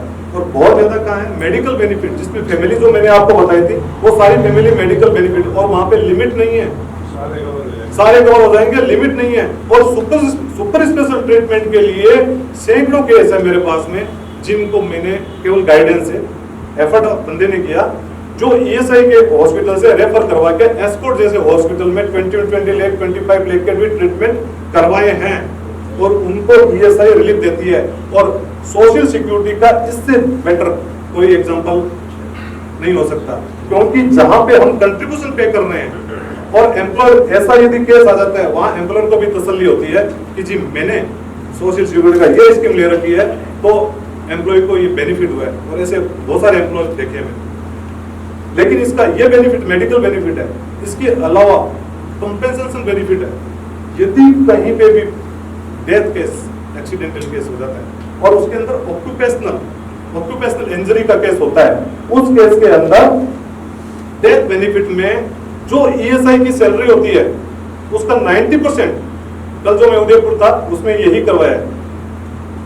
जो टोटल मतलब ईएसआई की जो कवरेबल सैलरी होती है, यदि वो 20,000 है तो उसके नॉमिनी को 18,000 90% पर मंथ लाइफ टाइम के लिए पेंशन स्टार्ट हो जाती है। और ये ऐसे केस सैकड़ों केस मैंने इंडिया में करवाए हुए, और ये सबसे सोशल सिक्योरिटी का बेनिफिट है। और हर एम्प्लॉय को मैं सजेस्ट करता हूँ कि चाहे आप कुछ दो या ना दो एम्प्लॉय को ईएसआई के अंदर कवर कर, ईएसआई देती है सर, और ईएसआई देती है। मैं आगे चल के आपको बताऊंगा, आगे चल के बताऊंगा। एक इसके अंदर ओएसएस कोड जो है, ओएसएस कोड के अंदर प्रोविजन कर रखा है गवर्नमेंट ने, जिसमें 40+, जिस एस्टेब्लिशमेंट में 40+ एम्प्लॉय होंगे उसको हेल्थ चेकअप मैंडेटरी है, एनुअली एस्टेब्लिशमेंट को करवाना होगा। अभी परसों जब ईएसआई का वो डे था 75 साल पूरे में, तो लेबर मिनिस्टर मनसुख मंडाविया ने अनाउंस कर दिया, घोषणा कर दी कि जो ईएसआई कवर्ड एम्प्लॉई है उसका हेल्थ चेकअप ईएसआई करवाएगी, एम्प्लॉयर को बर्डन लेने की जरूरत नहीं है। तो वो बेनिफिट भी एस्टेब्लिशमेंट को मिलेगा। अब वेजेस पे ईएसआई का क्या इम्पैक्ट आएगा, कवरेबिलिटी पे क्या इम्पैक्ट आएगा, इसके अंदर सबसे ज्यादा जो है इम्पैक्ट आया, और ये बहुत सारे एस्टेब्लिशमेंट में चेंज नहीं किया अभी तक, और 100% में 500% में कहता हूं कि जब भी ईएसआई ने सर्वे या असेसमेंट या चालू किए तब दिसंबर ओवरवार्ड पेनल्टी निकालेगा ही निकालेगा। इसका वेजेस इम्पैक्ट क्यों आया? ईएसआई 1940 जो ईएसआई एक्ट 1948 है उसके अंदर ये था वेजेस का डेफिनेशन ऑल रेम्युनरेशन, मतलब मेरे किसी एम्प्लॉय को 20,000 की सैलरी मिल रही है और वो ईएसआई कवर्ड है, तो वो चाहे बेसिक उसकी कितनी है, अलाउंसेस कितना ही है, ऑल रेम्युनरेशन पे ईएसआई एप्लीकेबल होती थी, और ऑल रेम्युनरेशन पे ईएसआई डिडक्ट होती थी, केवल जो सैलरी थी उस पे डिडक्ट होती थी। जैसे ही वेजेस, पहले पीएफ की अलग डेफिनेशन, वेजेस की अलग, उसकी अलग, बोनस की अलग, सबकी अलग अलग थी। इन्होंने सोशल सिक्योरिटी की wages definition section 2 sub section 88 के अंदर सिंगल डेफिनेशन करते ही ईएसआई की डेफिनेशन चेंज हो गई, और ईएसआई की जो कवरेबिलिटी है वो बेसिक सैलरी पे आ गई। पहले ये टोटल पे आती थी, अब बेसिक पे आ गई। बेसिक पे आते ही मोर एम्प्लॉइज इसके अंदर ईएसआई की कवरेज में आ गए, और हमने जितने भी एस्टेब्लिशमेंट हमारे जानने में है या जो हमने सजेशन दिया, वो सारे एम्प्लॉयर जो है दिसंबर ऑनवर्ड, कोई जनवरी ऑनवर्ड ईएसआई की कवरेज में अपने जितने भी एलिजिबल एम्प्लॉय थे उनको ले आए। इससे क्या है कि एम्प्लॉय बेनिफिट भी एम्प्लॉयज को मिला, सोशल सिक्योरिटी भी कवर हो गई, और सारे जो कवरेज ज्यादा बढ़ गई। और इसमें एक कंपेंसेशन का आगे आएगा चैप्टर, जिसके अंदर एम्प्लॉयर को रिलीफ मिल गया। यदि कोई कंपेंसेशन आता है तो ईएसआई जाने, उसको दिक्कत नहीं है, अदरवाइज उसकी लायबिलिटी कंपेंसेशन में हमेशा बनी रहेगी। तो ऑप्शन तो 21,000 है, 21,000 से हाँ, सीलिंग लिमिट ईएसआई की भी 21,000 है, और 100% भी मैंने जैसे बताया आपको 500% ये गारंटेड है ईएसआई की और पीएफ की। वेजेस सीलिंग लिमिट अभी अंडर कंसिडरेशन है, उसका नोटिफिकेशन कभी भी रिलीज हो सकता है, और 1 अप्रैल से 100% ये इफेक्टिव आएगा, क्योंकि दोनों लिमिट जो है प्रपोज थी पिछले 4-5 सालों से, और गवर्नमेंट ने बढ़ाई थी। पीएफ की लिमिट के लिए तो सुप्रीम कोर्ट ने डंडा दे दिया, तो बढ़ानी पड़ेगी।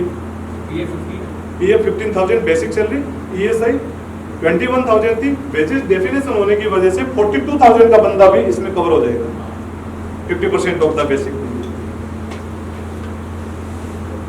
Effect of definition of wages, ESI coverability of employee, ये जो मैंने अभी आपको बता दिया कि जिससे ईएसआई के अंदर ज्यादा बंदे कवर हो गए। बट ये तो इसमें सर नंबर ऑफ एम्प्लॉय तो बढ़ गए according to this new structuring, but जो लायबिलिटी ऑन एग्रीगेट वेजेस थी वो रिड्यूस हो गई, वो रिड्यूस हो गई। एक तरफ एम्प्लॉय को दोनों चीजें, हाँ, दोनों चीजें इक्वल, लगभग इक्वल रह जाएगा। इसमें प्रॉब्लम आ रही है कि जो नई कंपनी आप लोग रजिस्टर कर रहे हैं, हाँ, उसमें ईएसआई पीएफ दे रहे हैं।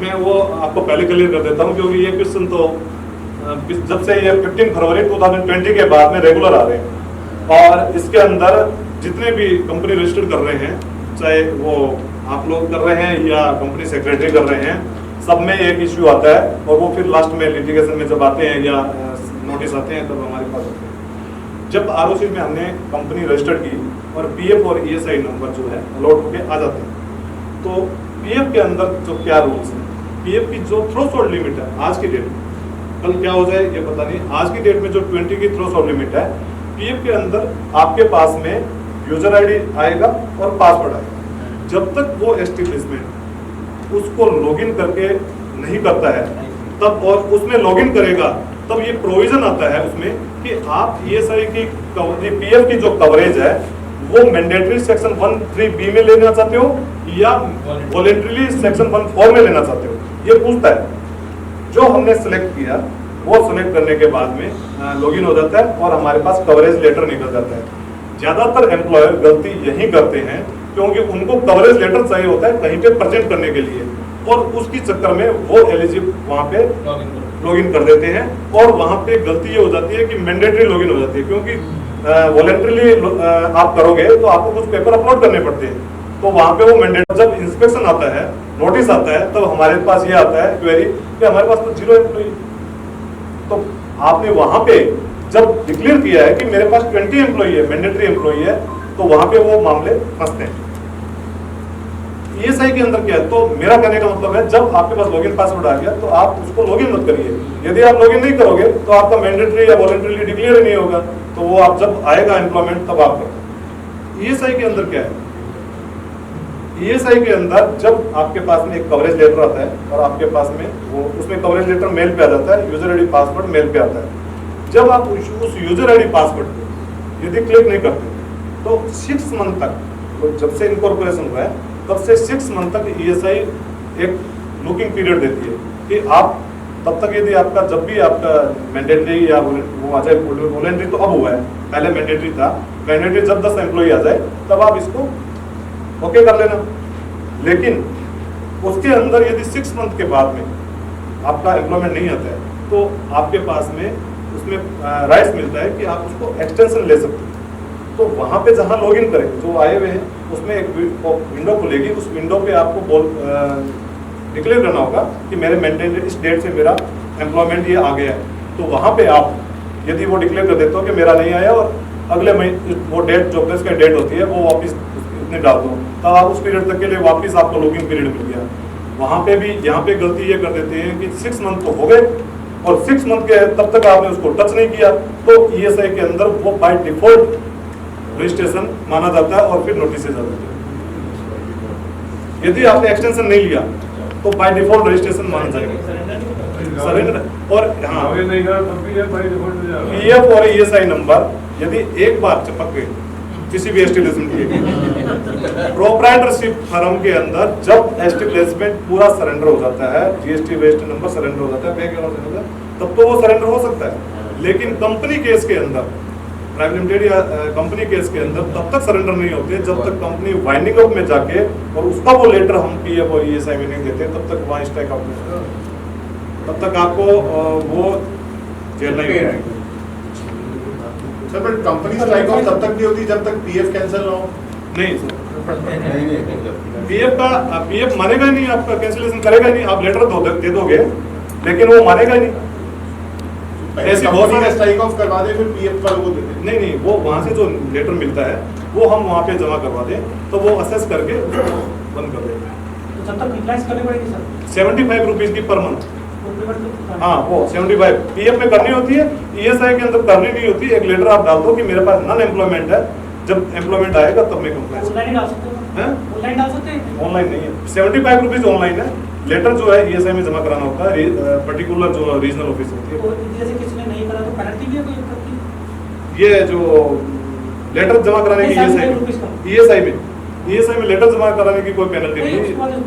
75 रुपीज की 75 रुपीज की पेनल्टी भी आगे क्या आएगी, क्योंकि 1% per annum 12% per annum interest और 12% पर एनम जो डैमेजेस है।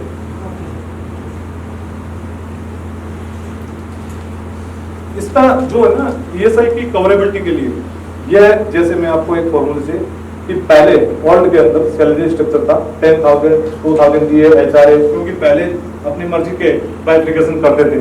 यहाँ पे यदि 26 हो गया वो ईएसआई से बाहर हो गया। नेक्स्ट में आ जाते हैं यहाँ पे, क्योंकि वो 50% का जब ब्रेकअप आया तो वैसे ही वो बेसिक सैलरी 12,000 हो गई और वो क्या 13,000 यदि 1,000 उधर किया तो 21,000 सैलरी है, फिर भी वो 12,000 13,000 पे वो ESI में आ गया। यहाँ पे हम देखें तो 14,000 की बेसिक है और ये 20,000 है और ये 21,000 में उस पे आ गया। लेकिन क्योंकि वहाँ बेसिक और DA मिला के 16,000 हो गए, क्योंकि मिनिमम वेजेस का चक्कर होता है करीब कई स्टेट में, तो वहाँ पे 16,000 पे ESI कंट्रीब्यूशन आ जाएगा। बर्डन ऑफ प्रूफ, जैसे गुप्ता जी कोई पता है और या हम लोगों को भी पता है सब कोई कि डिपार्टमेंट के अंदर या अथॉरिटी में या कोर्ट में कि ये प्रूफ करना है। जैसे एम्प्लॉयर के जो केस जाते हैं एम्प्लॉयर के, तो हर एम्प्लॉयर ये कहता है कि एम्प्लॉय को बोलो किसको बता अपॉइंटमेंट लेटर या वेजेस स्लिप तेरे पास है या नहीं, ठीक है ना।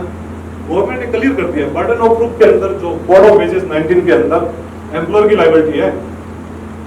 जो कोड ऑन वेजेस 2019 का कोई भी वायलेशन होगा और उस चीज को प्रूफ करना होगा कि जी मैंने इसको सैलरी दी है या मैंने अपॉइंटमेंट लेटर दिया है या मैंने वेजेस स्लिप दिया है, वो सारा का सारा बर्डन जो है एम्प्लॉयर के ऊपर।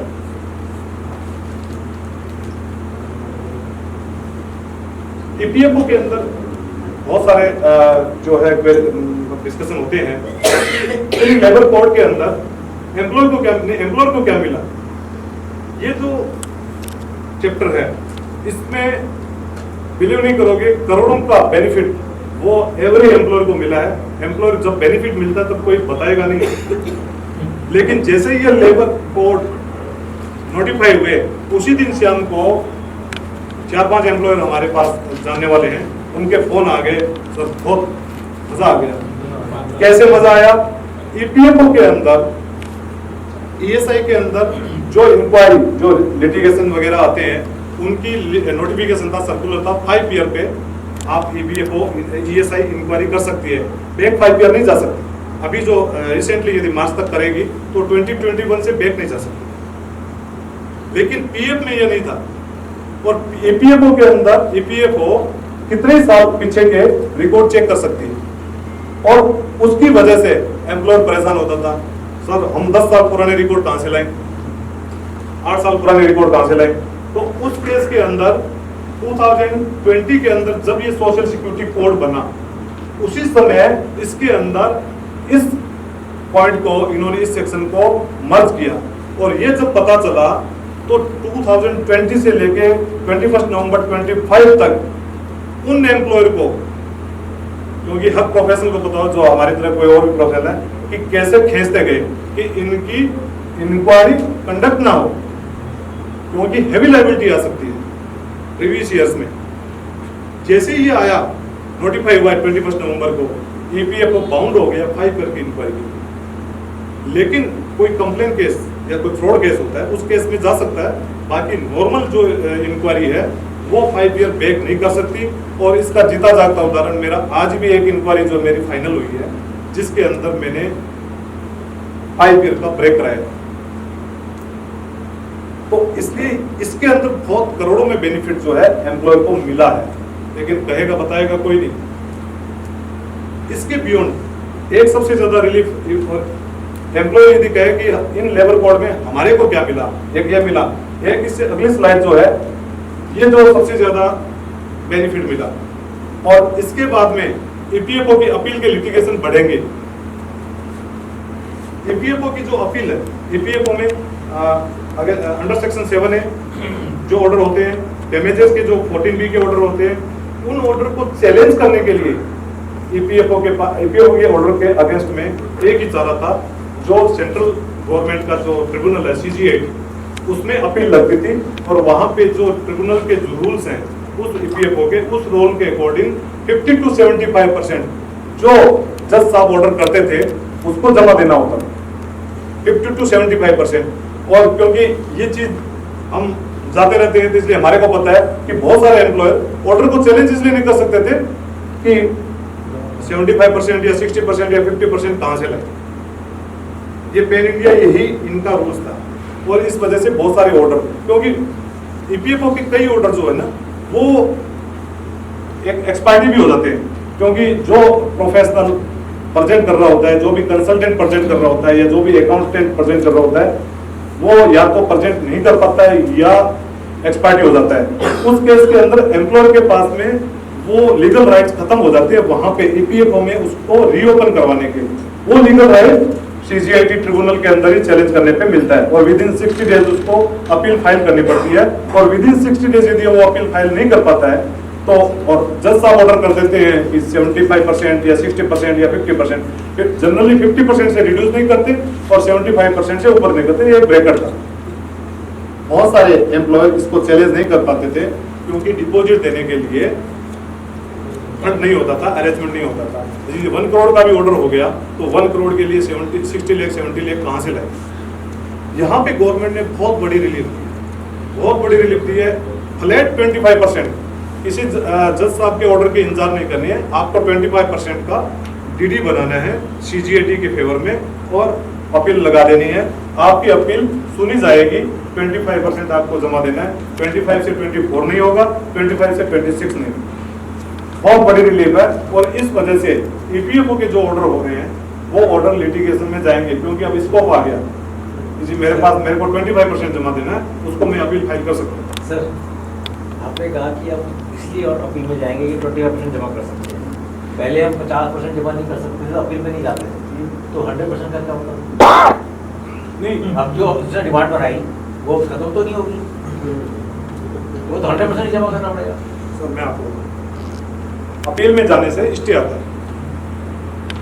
आपके ऑर्डर की यदि 100 रुपीज की रिकवरी, वो सीजीआईटी का ऑर्डर जाएगा, स्टे लग जाएगा उस 100% की रिकवरी का। और ईपीएफओ के जो ऑर्डर बहुत टफ होती थी, यदि हम लोग भी कहते कि आप 50% का अरेंज करो, वो नहीं कर पाते थे। अब 25% जमा देना है तो उनके पास में रह गया कि जी चलो 25% हम अरेंज कर लेते हैं, इस अगेंस्ट ऑर्डर अपील फाइल कर देते हैं। कुछ एम्प्लॉयर के पास में आज पैसा नहीं होता, कल मेरे पास जमा कराने के लिए पैसा है, आज पैसा नहीं है, कल जमा कराने के पास पैसा है, तो मैं आज अपील फाइल कर सकता हूँ, चाहे ऑर्डर मेरे अगेंस्ट में आए या फेवर में आए। फेवर में आएगा तो मेरे को फायदा, अगेंस्ट में आएगा तो जमा दे देंगे। क्योंकि इसके अंदर 7A और स्कूटनी, जो हम इनकम टैक्स में स्कूटनी लेते हैं उसमें सेक्शन 7A है, वो स्कूटनी है, इंक्वायरी है उसमें, और एक 14B जो डैमेजेस का होता है, 2 सेक्शन के अंदर हम अपील फाइल कर सकते हैं। और एनसीएलटी से जो कंपनीज आती है जो परचेज करते हैं उसमें मोरेटिव पीरियड के अंदर डैमेजेस या 7A की इंक्वायरी कर लेते हैं, क्योंकि वो एनसीएलटी को कोर्ट को बताना होता है कि हमारे इतने निकलते हैं। लेकिन आईबीसी की सेक्शन 14 लीगल प्रोसीडिंग को बार करती है और उसी के वजह से जो एनसीएलटी से कंपनी आती है उनकी भी अपील जो है सीजीआईटी में जाती है, क्योंकि सीजीआई ईपीएफओ के पास में किस कमिश्नर इवन सीपीएफसी के पास पावर नहीं है डैमेजेस को रिड्यूस कर सके। डैमेजेस की बात करो, इसमें इंक्वायरी की जो पेनल्टी उसकी बात, डैमेजेस को रिड्यूस कर सके, वो पावर सीबीटी के पास है। लेकिन सीबीटी के पास जाने का रास्ता थ्रू सीजीआईटी है।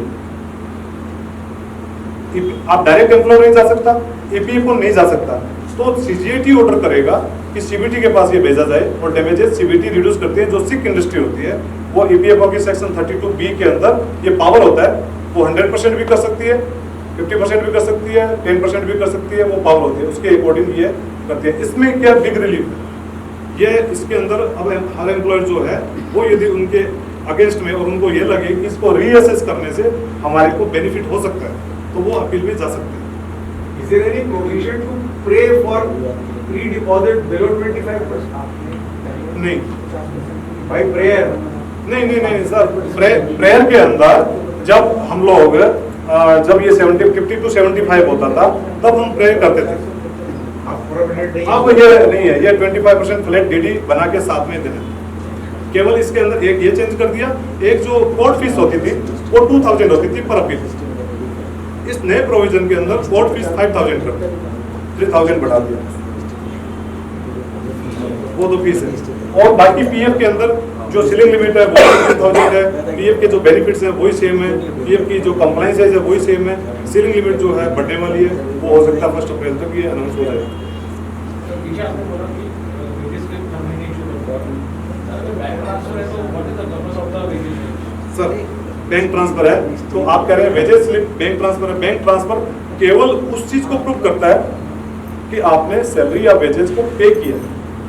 जो सिग्नेचर हम करवा के रखते थे ना एम्प्लॉयज के सैलरी रजिस्टर में, वो मैंडेटरी नहीं है, क्योंकि आप वहाँ पे बैंक ट्रांसफर का वो लगा दोगे या यूटीआर नंबर लगा दोगे। लेकिन वेजेस स्लिप इसलिए मैंडेटरी है कि एम्प्लॉयज को अपना जो कंपोनेंट है उसको क्या मिल रहा है क्या नहीं मिल रहा है डिस्क्राइब करके आप उस वेजेस स्लिप में दोगे। वेजेस स्लिप का भी फॉर्मेट आया है नए इसमें वेजेस कोड के, उस फॉर्मेट में आपको देनी होगी। और ये जो आपने जो क्वेश्चन किया है, ये क्वेश्चन भी कल एक एम्प्लॉयर ने मुंबई से किया था। उसका कहना था कि जी सर, यदि मैं वेजेस स्लिप या अपॉइंटमेंट लेटर इशू कर देता हूँ तो मेरा एम्प्लॉय उसको दिखा के किसी अलग एस्टेब्लिशमेंट में अपना ज्वाइनिंग करवा लेगा या कह देगा मेरे को यहाँ इतना मिल रहा है वहाँ आप, तो मैंने कहा भैया इसका तो कोई चारा नहीं है, क्योंकि जो मैंडेटरी है आगे फ्यूचर में जो लिटिगेशन जाएंगे ये जितने जितने आ रहे हैं ना, इनके सब पे डिपार्टमेंट जो है ऑब्जेक्शन लगाएगा। और एम्प्लॉयमेंट इंजरी बेसिक सैलरी की थी, अब तो बेसिक सैलरी एक ही होगी। बेसिक सैलरी उसके अंदर ईएसआई के अंदर सीलिंग लिमिट से बाहर हो जाता है। मैं एक क्वेरी क्लियर कर देता हूँ, क्योंकि तो बाहर हो जाता है, तो बाहर होने के बाद में ईएसआई से वो बाहर हो जाता है। लेकिन पीएफ के अंदर यदि आप एक बार कवरेज में आ गए या आपका ज्वाइनिंग के टाइम में कहीं पे भी यूएन नंबर चल रहा है तो आपको पीएफ सीलिंग लिमिट पे काटना मैंडेटरी है। और ये भी एक प्रपोजल गया हुआ है कि एक्सक्लूडेड और एलिजिबल एम्प्लॉय का क्राइटेरिया खत्म कर दे, ऑल एम्प्लॉय को मैंडेटरी लिमिट तक कवर कराएं। एम्प्लॉयमेंट इंजरी जो हम यही समझते हैं कि हमारी ऑफिस के अंदर, हमारी फैक्ट्री में, हमारे वर्किंग प्लेस पे यदि कोई इंजरी होती है उसी को एम्प्लॉयमेंट इंजरी माना जाएगा। लेकिन नए लेबर कोड के अंदर ये डिफाइन कर दिया गया है कि एम्प्लॉय का वर्कर का घर से ऑफिस प्रेमिसेस के लिए या फैक्ट्री प्रेमिसेस के लिए या फैक्ट्री प्रेमिसेस से वापस और घर पे पहुंचने तक एम्प्लॉयमेंट इंजरी काउंट की जाएगी। और वो एम्प्लॉयमेंट इंजरी ईएसआई के अंदर ऑलरेडी काउंट की जाती थी। ईएसआई के बेनिफिट जो मिलते हैं वो एम्प्लॉयमेंट इंजरी घर से ऑफिस, ऑफिस से घर, वर्किंग प्लेस का पूरा एरिया कवर किया जाता था। अब नॉर्मल भी जो एम्प्लॉयमेंट इंजरी है, एक्सीडेंटल केस है, वो कवर किया जाएगा। इससे एम्प्लॉयर को क्या नुकसान होगा? एम्प्लॉय घर से यदि मैं निकला ऑफिस के लिए और ऑफिस से वापस घर पहुंचा, उस पीरियड के बीच में मेरे साथ कोई भी अनहोनी हो जाती है तो उसका कंपेंसेशन एम्प्लॉयर के जिम्मेदार फ्रॉम ऑफिस टू मेरा एम्प्लॉय ऑफिस से घर जा रहा है और वो कौन से रास्ते से जा रहा है, वो कहीं और से जा रहा है। सर मैं आपको बताऊं, एक लखनऊ का केस था, ठीक है ना, उसके अंदर ये भी हॉलीडे में नहीं होगा, हॉलीडे में नहीं होगा। यदि संडे को कोई एम्प्लॉय ही कह दे कि जी मैं तो हॉलीडे में नहीं होगा, ठीक है ना, दरियागंज से लाजपत नगर जाने का रास्ता सीधा या तो रिंग रोड होगा या ये होगा, ठीक है ना। यदि मैं धौलाकुआ होते हुए लाजपत नगर जाता हूँ और वो प्रूफ हो जाता है, एम्प्लॉय प्रूफ कर देता है, तो कोई एम्प्लॉयमेंट इंजरी में काउंट नहीं आएगा। लेकिन इसी में एक और भी पेज है सर, आपने गए तो सीधे रास्ते से, रास्ते में क्लब या बाहर आया, आपने थोड़ा सा खाया पिया फिर गए और फिर एक्सीडेंट हुआ था। सर मैं आपको बताऊं, ऐसे कई केस में मैंने एम्प्लॉयर को बेनिफिट दिलाया है। यदि कई ऐसे अल्कोहल या कुछ ऐसे मिसकंडक्ट करता हुआ यदि कोई एम्प्लॉयमेंट इंजरी होती है तो उस केस के अंदर एम्प्लॉयर बरी है। नहीं, इसको सारी जब रिपोर्ट पे लिया जाता है, ऐसे नहीं होता। ईएसआई भी नहीं देती या जो वेलफेयर कमिश्नर होता है वो भी अवार्ड नहीं करेगा। इस केस के अंदर जो एम्प्लॉयर के लिए सजेशन ये है कि जो वर्कमैन कॉम्पेंसेशन पॉलिसी होती है वो लेके रखे, क्योंकि जब वेलफेयर कमिश्नर अवार्ड करेगा यदि कोई एक्सीडेंट डेथ केस होता है उस केस के अंदर एज फैक्टर होता है, उनके फैक्टर होते हैं।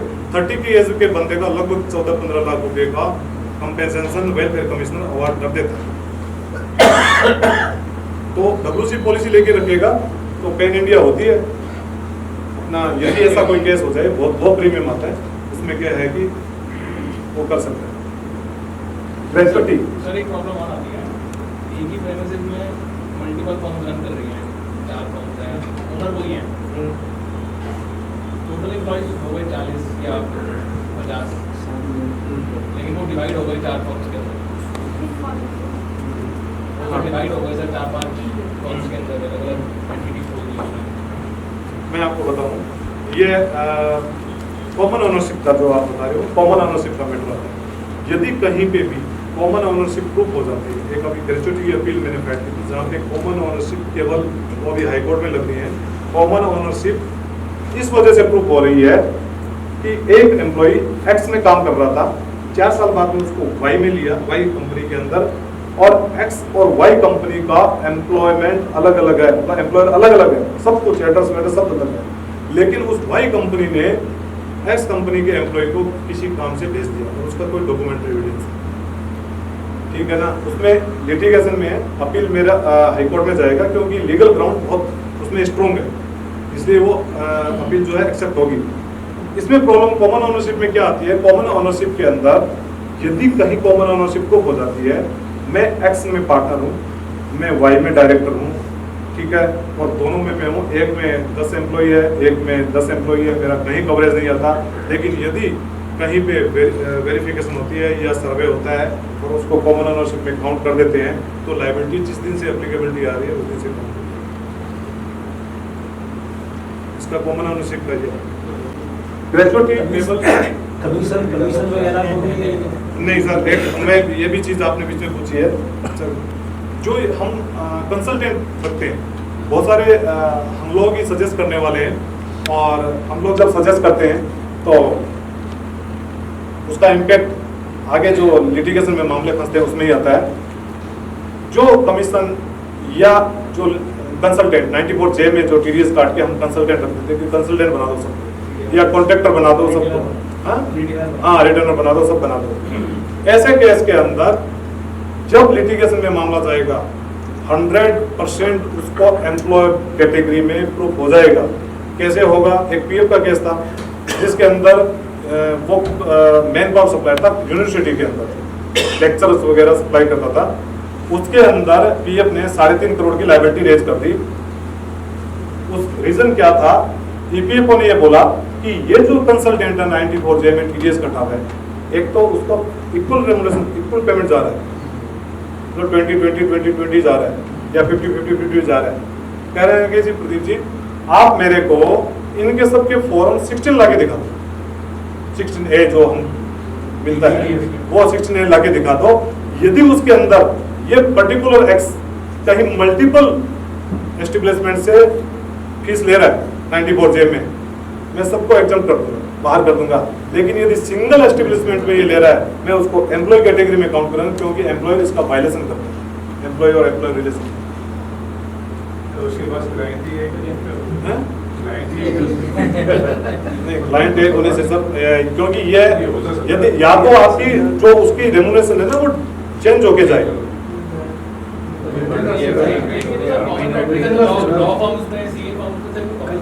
सर हमारे पास में मल्टीपल जगह से फीस होती है। नहीं, लॉ फर्म के अंदर जो रिटेनर है, लॉयर्स तो रिटेनर रखते हैं, वो होते हैं एम्प्लॉई हैं, लेकिन उनको पेमेंट वो रिटेनरशिप देते हैं हर महीने फिक्स। हाँ और सर वो 194J में, सर 94J में काटते हैं, PF वाले हमसे नहीं होंगे, नहीं तो ऐसे केस जो है बहुत आते हैं। लेकिन सर बड़ी लॉ फर्म है, हाँ वो तो खुद ही यानी लीगल, हाँ वो लीगल है, अब आपको सेशन के बाद में बताऊंगा, क्योंकि हाँ ठीक है। Gratuity payable in case of fixed term employment, जो फिक्स्ड टर्म एम्प्लॉयमेंट का डेफिनेशन किया था, अब ये एक एम्प्लॉय के बीच में कंफ्यूजन है, मेरे को तो 1 साल बाद में ग्रेचुटी देनी पड़ेगी एम्प्लॉय को। नहीं सर, केवल जो 1 ईयर की ग्रेचुटी है वो फिक्स्ड टर्म एम्प्लॉयमेंट पे है, रेगुलर एम्प्लॉयमेंट पे नहीं है। यदि हमारा अपॉइंटमेंट लेटर के अंदर ये डिस्क्राइब किया हुआ है कि आप रेगुलर एम्प्लॉयमेंट पे डिप्लॉयड किए जा रहे हो, तो वहां पे ग्रेचुटी 5 ईयर पे ही है। लेकिन यदि ये लिखा हुआ है कि आप फिक्स्ड टर्म एम्प्लॉयमेंट एक प्रेस्क्राइब्ड पीरियड के लिए आप एम्प्लॉय डिप्लॉयड किए जा रहे हो, वहां पे 1 ईयर पे ग्रेचुटी है, प्रो राटा बेसिस जितने साल उसने काम किया है उसके अकॉर्डिंग उसको ग्रेचुटी मिलेगी। 15 डेज की जो ग्रेचुटी होती है डेली बेसिस बेसिस, वो ग्रेचुटी उसको पे होगी। मैटरनिटी बेनिफिट, ये क्वेरी जो है वो बहुत सारे एस्टेब्लिशमेंट की रहती है और हर एस्टेब्लिशमेंट इससे परेशान रहता है, क्योंकि पहले ये 3 मंथ की थी, गवर्नमेंट ने इसको उठा के पीछे 2014 में इसको 6 मंथ कर दिया। एम्प्लॉय बेनिफिट है, इसके अंदर एक पेज है, यदि जो एम्प्लॉय ईएसआई कवर्ड है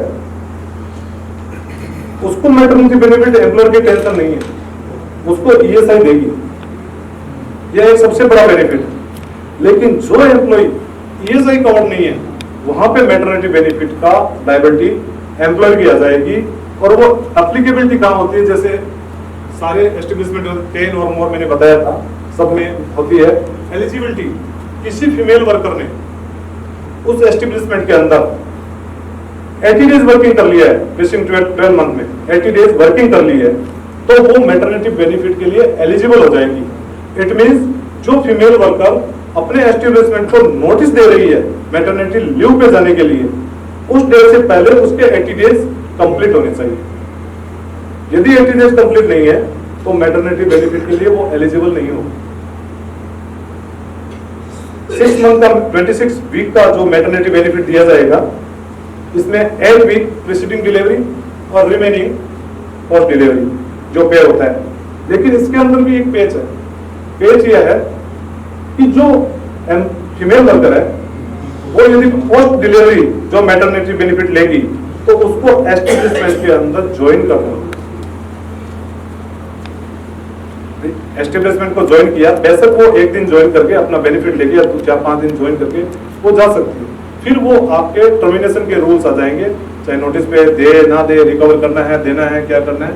लेकिन ये बेनिफिट डिसबर्स करने के लिए डेली वेजेस का काउंट होगा, जो उसकी डेली वेजेस निकलेगी उसके अकॉर्डिंग 26 वीक का मैटरनिटी बेनिफिट उसको दिया जाएगा। ये जो नए लेबर कोड है इसमें कुछ मैटरनिटी बेनिफिट तो वो सेम ही है, लेकिन इसमें कुछ एक प्रोविजन कर दिया, एक नर्सिंग ब्रेक का कर दिया। जब employee female worker maternity benefit के बाद में वापस आ जाएगी तब उसको 2 नर्सिंग ब्रेक डे टाइम के अंदर नर्सिंग ब्रेक दिए जाएंगे कि आप अपने चाइल्ड को, बच्चे को देख सकते हैं। और ये अप टू 15 मंथ।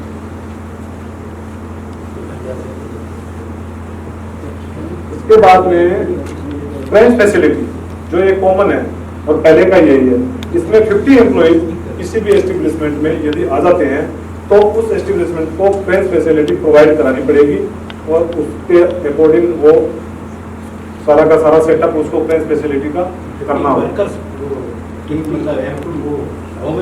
नहीं, हाँ, ये क्वेश्चन आए हुए हैं।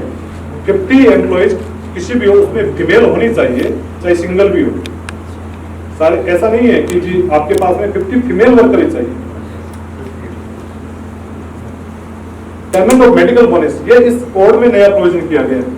3500 का एम्प्लॉय को एक मेडिकल बोनस फीमेल वर्कर को प्रोवाइड कराना होता है।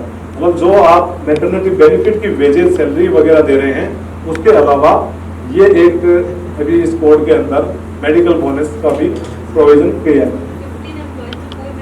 3,500 per month. फीमेल तब फ्रेंच फैसिलिटी नहीं Per month or per month. for how many months? ये वो 6 मंथ तक, 6 मंथ तक। ये है ऑक्यूपेशनल इंजरी और disease, section 74 social security code का।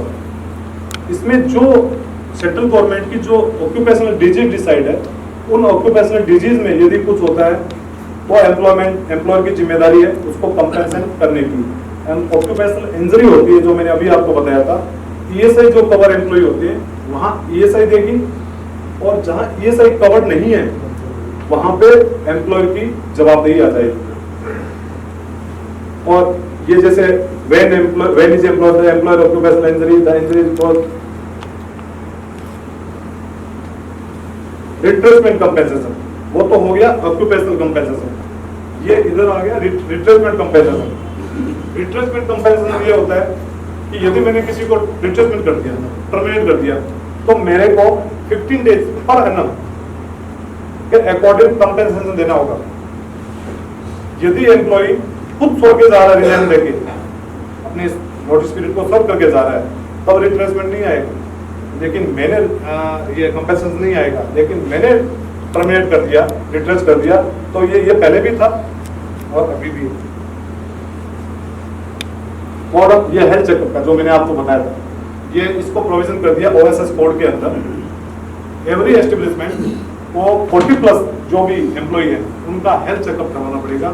एक तरह से ये अच्छी भी चीज है, क्योंकि एम्प्लॉय को पता ही नहीं चलता था, उस वर्किंग कंडीशन में काम कर रहा था तो उसके कोई फिजिकल फिटनेस में नहीं है, लेकिन हेल्थ चेकअप होगा तो उसको कम से कम कोई डिजीज का पता चलेगा। यही चीज को लेबर मिनिस्टर ने कहा है कि जो ESI कवर्ड एम्प्लॉई है उनका हेल्थ चेकअप एनुअली ESI करवाए, उसमें एम्प्लॉय की फाइनेंशियल बर्डन नहीं आएगी।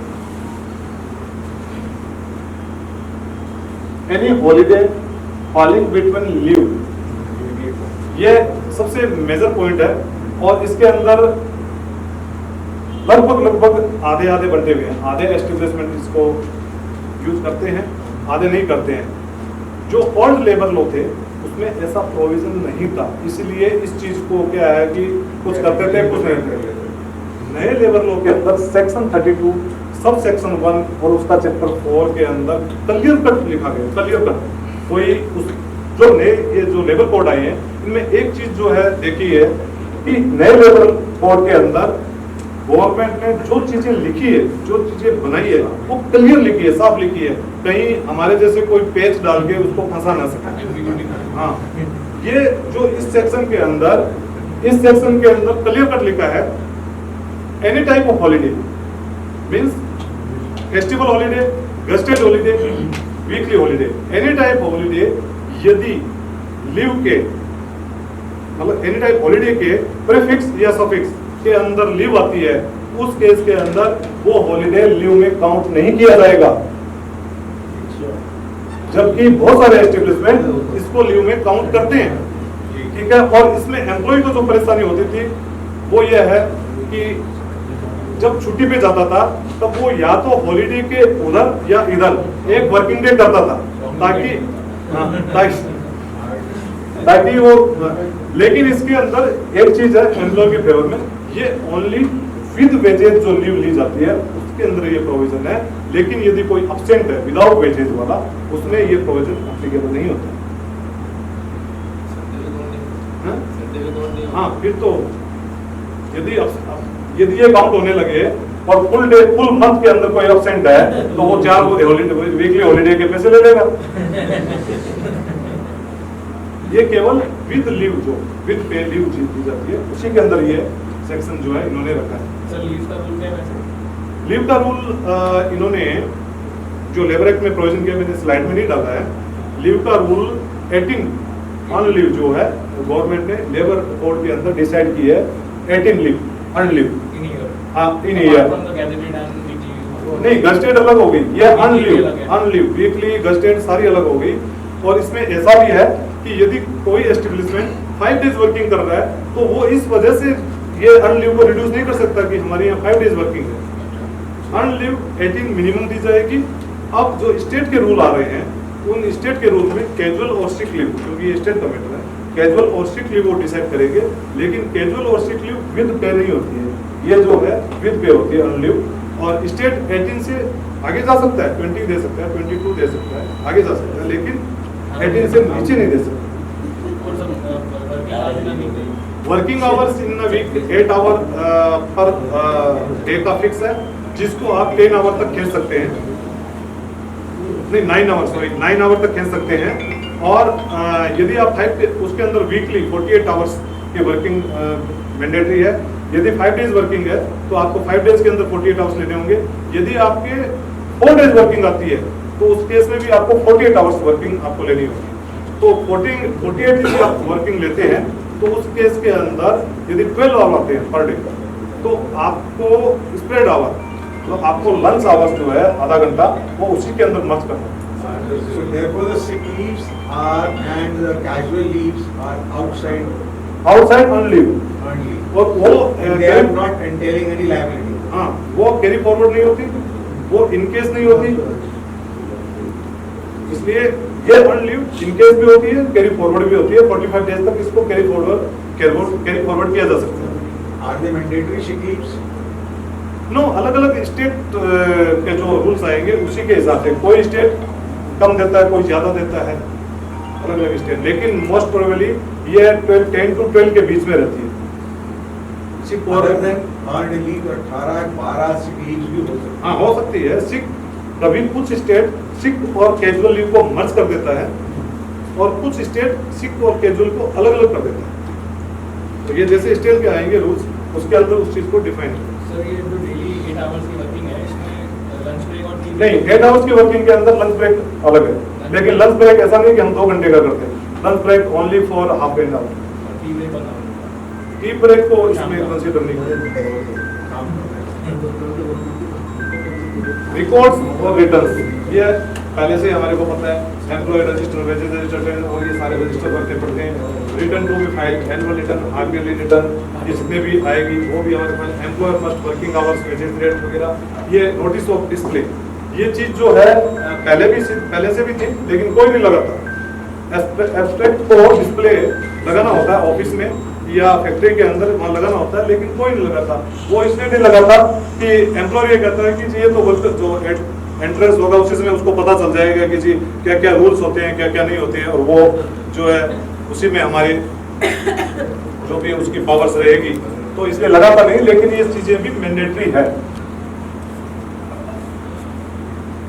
Levy and collection of cess, जो रियल एस्टेट के एम्प्लॉयर होते हैं, जो बिल्डिंग एंड कंस्ट्रक्शन के एम्प्लॉयर होते हैं, उन कंपनीज को लेबर सेस जो है देना होता है। और लेबर सेस 1% मिनिमम जो 8% चल रहा है, और इस एक्ट के अंदर प्रोविजन किया गया है गवर्नमेंट इसको 2% आपको कर सकती है, लेकिन अभी रिसेंटली 1% लेबर सेस चल रहा है। और ये प्योरली कंस्ट्रक्शन इंडस्ट्री के अंदर लेबर सेस हर प्रोजेक्ट कॉस्ट का 1% देना होता है। और ये लायबिलिटी जो प्रिंसिपल होता है, जो कंपनी उस प्रोजेक्ट को कर रही होती है, उसकी होती है। कुछ केस के अंदर जो कॉन्ट्रैक्टर होता है वो अपने इनवॉइस के अंदर उसको ऐड करके और रिकवर करके कॉन्ट्रैक्टर भी जमा करा सकता है और प्रिंसिपल भी जमा करा सकता है। लेकिन गवर्नमेंट कॉन्ट्रैक्टर के केस में प्रिंसिपल ही जमा कराएगा, कॉन्ट्रैक्टर नहीं कराएगा। सीपीडब्ल्यूडी और पीडब्ल्यूडी के जो भी कंस्ट्रक्शन के केस होते हैं उसमें सीपीडब्ल्यूडी या पीडब्ल्यूडी कराएगी। अब लेबर सेस जो ये गवर्नमेंट करती है, और इसके अंदर एक वो है, लेबर सेस का एक मैटर जो है सुप्रीम कोर्ट में अभी चल रहा है, उस पर स्टे भी है कि ईएसआई की जो कंस्ट्रक्शन लेबर है उसमें जो ईएसआई की कवरेबिलिटी है, क्योंकि एक तरफ आप एम्प्लॉय का लेबर का जो कंस्ट्रक्शन लेबर है उसका ईएसआई भी काट रहे हैं, एक तरफ आप लेबर सेस भी ले रहे हैं, क्योंकि ये भी लेबर को बेनिफिट के लिए कंस्ट्रक्शन के, तो वो क्यों दे? तो उस केस के अंदर यह है कि जी जो सुप्रीम कोर्ट का स्टे है, सुप्रीम कोर्ट का जो स्टे आया हुआ है वो ये है कि जी आपकी ईएसआई कवरेबिलिटी है कंस्ट्रक्शन लेबर पे जब तक नहीं आएगी, जब तक सुप्रीम कोर्ट में जजमेंट नहीं आ जाता। इसलिए जो कंस्ट्रक्शन की साइट लेबर है वो ईएसआई में कवर नहीं होती, क्योंकि वहां पे ये लेबर सेस दिया जा रहा है। अब लेबर सेस का बेनिफिट क्या है? लेबर सेस का जो बेनिफिट है वो ये है, जो लेबर होती है कंस्ट्रक्शन साइट की, उनको मेडिकल फैसिलिटी, उनको कोई भी मिस हैपनिंग केस में वो फैसिलिटी वो प्रोवाइड कराती है। इसके अलावा सबसे जो इसका बेस्ट बेनिफिट है वो मैंने देखा है, क्योंकि हमारे क्लाइंट की 2 साइटों के चक्कर में मेरे को सीजीएम कोर्ट बरेली और सीजीएम कोर्ट मुरादाबाद जाना पड़ा। जो योगी गवर्नमेंट है यूपी की, उन्होंने पिछले करीब 3-4 साल पहले, अभी तो कंप्लीट हो गए बहुत सारे, उन्होंने जो लेबर सेस का पैसा इकट्ठा हुआ है उनसे एवरी डिस्ट्रिक्ट के अंदर एक अटल आवासीय हॉस्टल जो इन्होंने बनाया है, ठीक है ना, उसके अंदर सारा पैसा इस लेबर सेस का गया है। और उन हॉस्टल के अंदर, स्कूल हॉस्टल है, उसके अंदर वही स्टूडेंट आएंगे जो labour BOCW building and other construction work के अंदर रजिस्टर्ड है, उनके बच्चे वहां एडमिट होंगे। तो ऐसा नहीं है कि जी ये लेबर सेस 1% ले रही है गवर्नमेंट तो वहां पे उसको यूटिलाइज नहीं कर रही। इसका सेल्फ असेसमेंट गवर्नमेंट इसमें थोड़ा सा अच्छा किया है कि जो रियल एस्टेट कंपनीज है सेल्फ असेसमेंट जो है वो अपने कर सकती है लेबर सेस का। और इसमें टाइमिंग ऑफ पेमेंट क्या है जी? क्योंकि प्रोजेक्ट नहीं, ये जैसे आपका आरए बिल जनरेट होता है तब आपको पे करना होगा। Assessment of determination of dues, ये सेक्शन 125 के अंदर एवरी अथॉरिटी, चाहे लेबर डिपार्टमेंट है, पीएफ डिपार्टमेंट है, ईएसआई डिपार्टमेंट है, वो अपना असेस करता है, क्योंकि ये सेक्शन 125 के अंदर डिफाइन किया गया है। Registration of building construction worker, जो अभी मैंने बताया था, लेबर से इसका बेनिफिट वर्कर को तभी मिलेगा जब वो बीओसीडब्ल्यू के अंदर बेनिफिशियरी उसके रजिस्टर्ड होंगे, ये भी एम्प्लॉयर को करना होता है। Reporting of vacancy of career centre, ये एक इन्होंने इसमें ऐड किया है, क्योंकि गवर्नमेंट के पास में डाटाबेस नहीं आता था कि कितना एम्प्लॉयमेंट जनरेट हुआ, क्या हुआ, और एम्प्लॉयमेंट एक्सचेंज और ये कैरियर सेंटर में हमारे को डाटा देना होता था, लेकिन कोई नहीं देता था। ये ढूंढते भी हैं लेकिन कोई नहीं देता था। इन्होंने अब मैंडेटरी कर दिया है कि जो एस्टेब्लिशमेंट के वैकेंसी होगी उसकी रिपोर्टिंग कैरियर सेंटर और जो एम्प्लॉयमेंट एक्सचेंज होते हैं उसमें देनी होगी।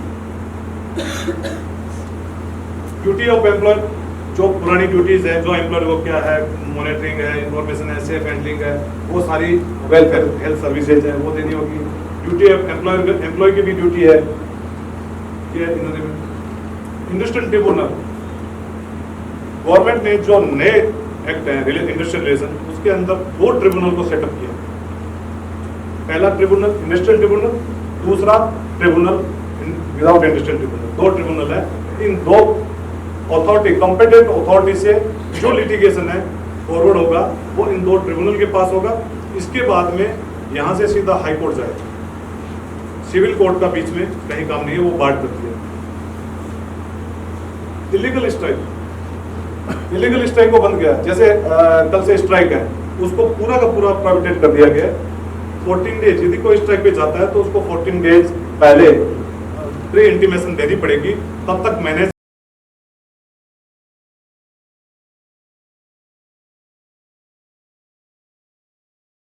बात कर लेते हैं तो वो स्ट्राइक होने से बच जाएगी। इलीगल लॉकआउट भी, जैसे स्ट्राइक वैसे लॉकआउट को भी इलीगल किया। वर्कर रीस्किल फंड, जहां पे रिट्रेसमेंट होता है फैक्ट्रीज में वर्कर का, वहां पे 15 डेज का रीस्किल फंड, ग्रेजुएटी, कंपेंसेशन, इन सब के अलावा दिलाया है। पेनल्टी फॉर ऑफेंस, सेक्शन 54, ये क्योंकि हमारे प्रोफेशन के अंदर सबसे ज्यादा जरूरी है।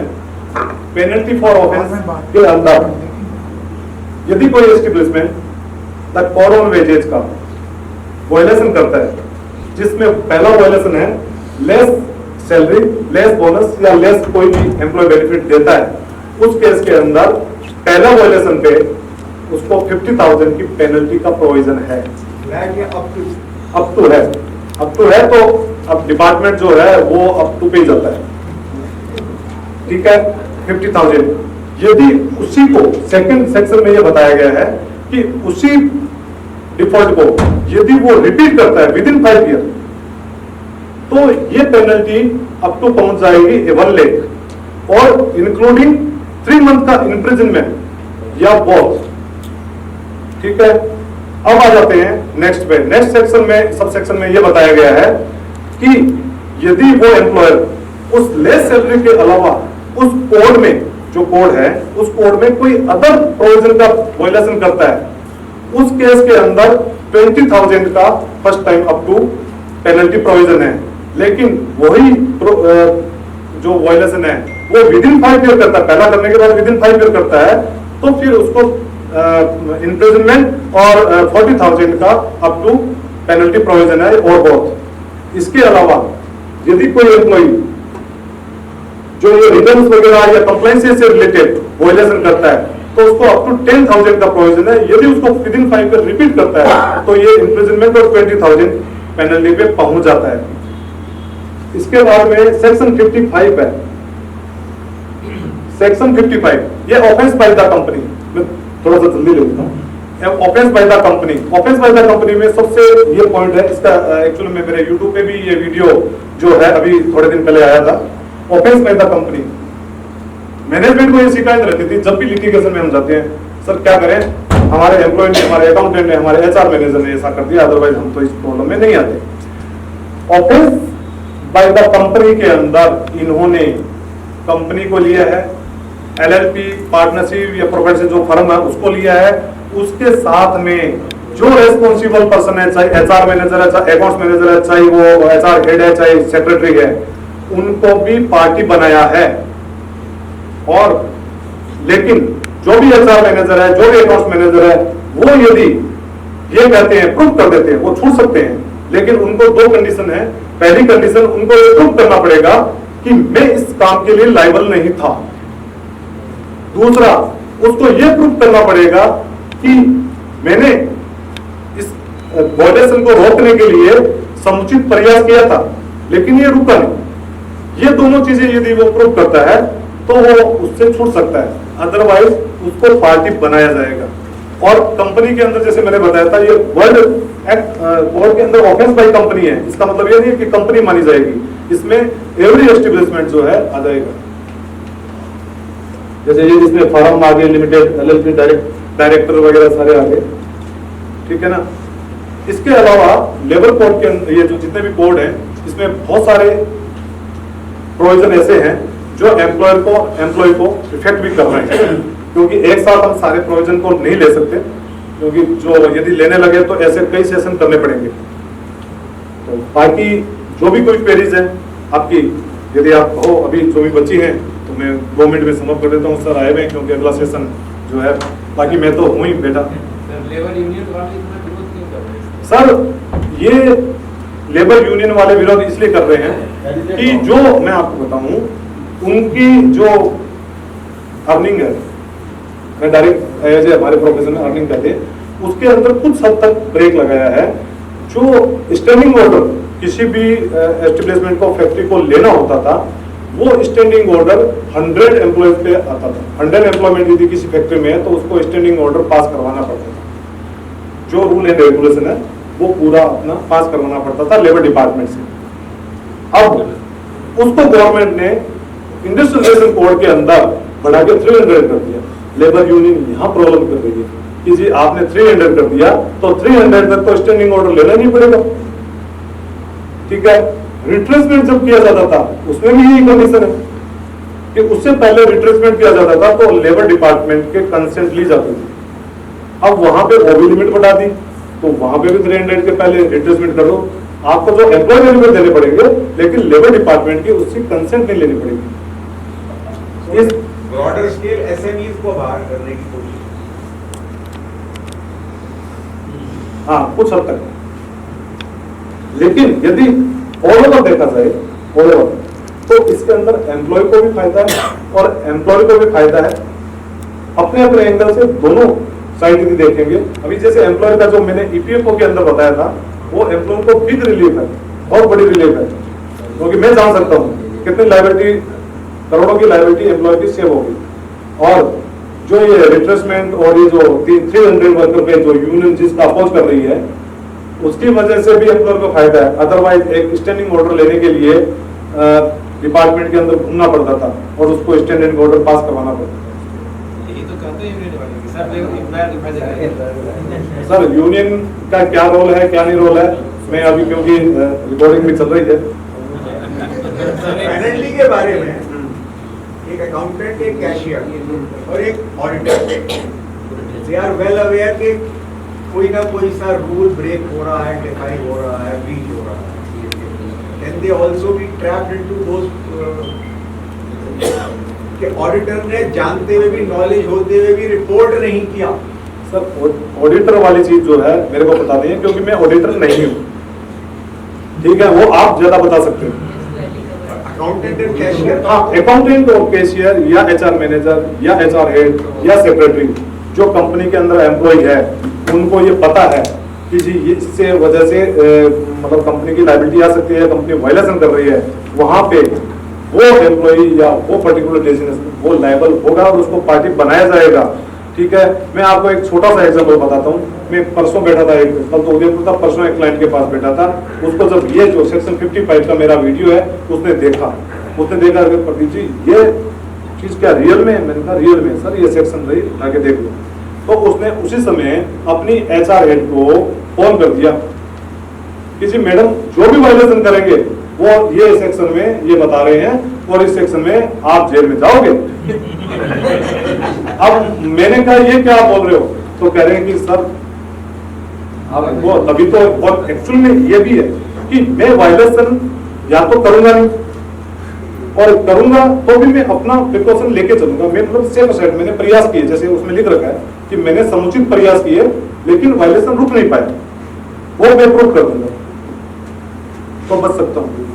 लेकिन इसमें थोड़ी सी अकाउंटेबिलिटी आएगी एम्प्लॉयज की, अदरवाइज बहुत सारे वायलेशन एम्प्लॉयज की वजह से भी हो जाते हैं कि हाँ, इसके अंदर जो एम्प्लॉयज का जो कैटेगरी एम्प्लॉयज की बताई गई है उसके अंदर यदि नेग्लिजेंसी ऑफ ड्यूटी प्रूफ होती है और यदि वो अपना जानबूझ के कॉन्स्पिरेसी के थ्रू यदि कोई वायलेशन किया है इन कोड में तो इंडिविजुअल लायबिलिटी आएगी,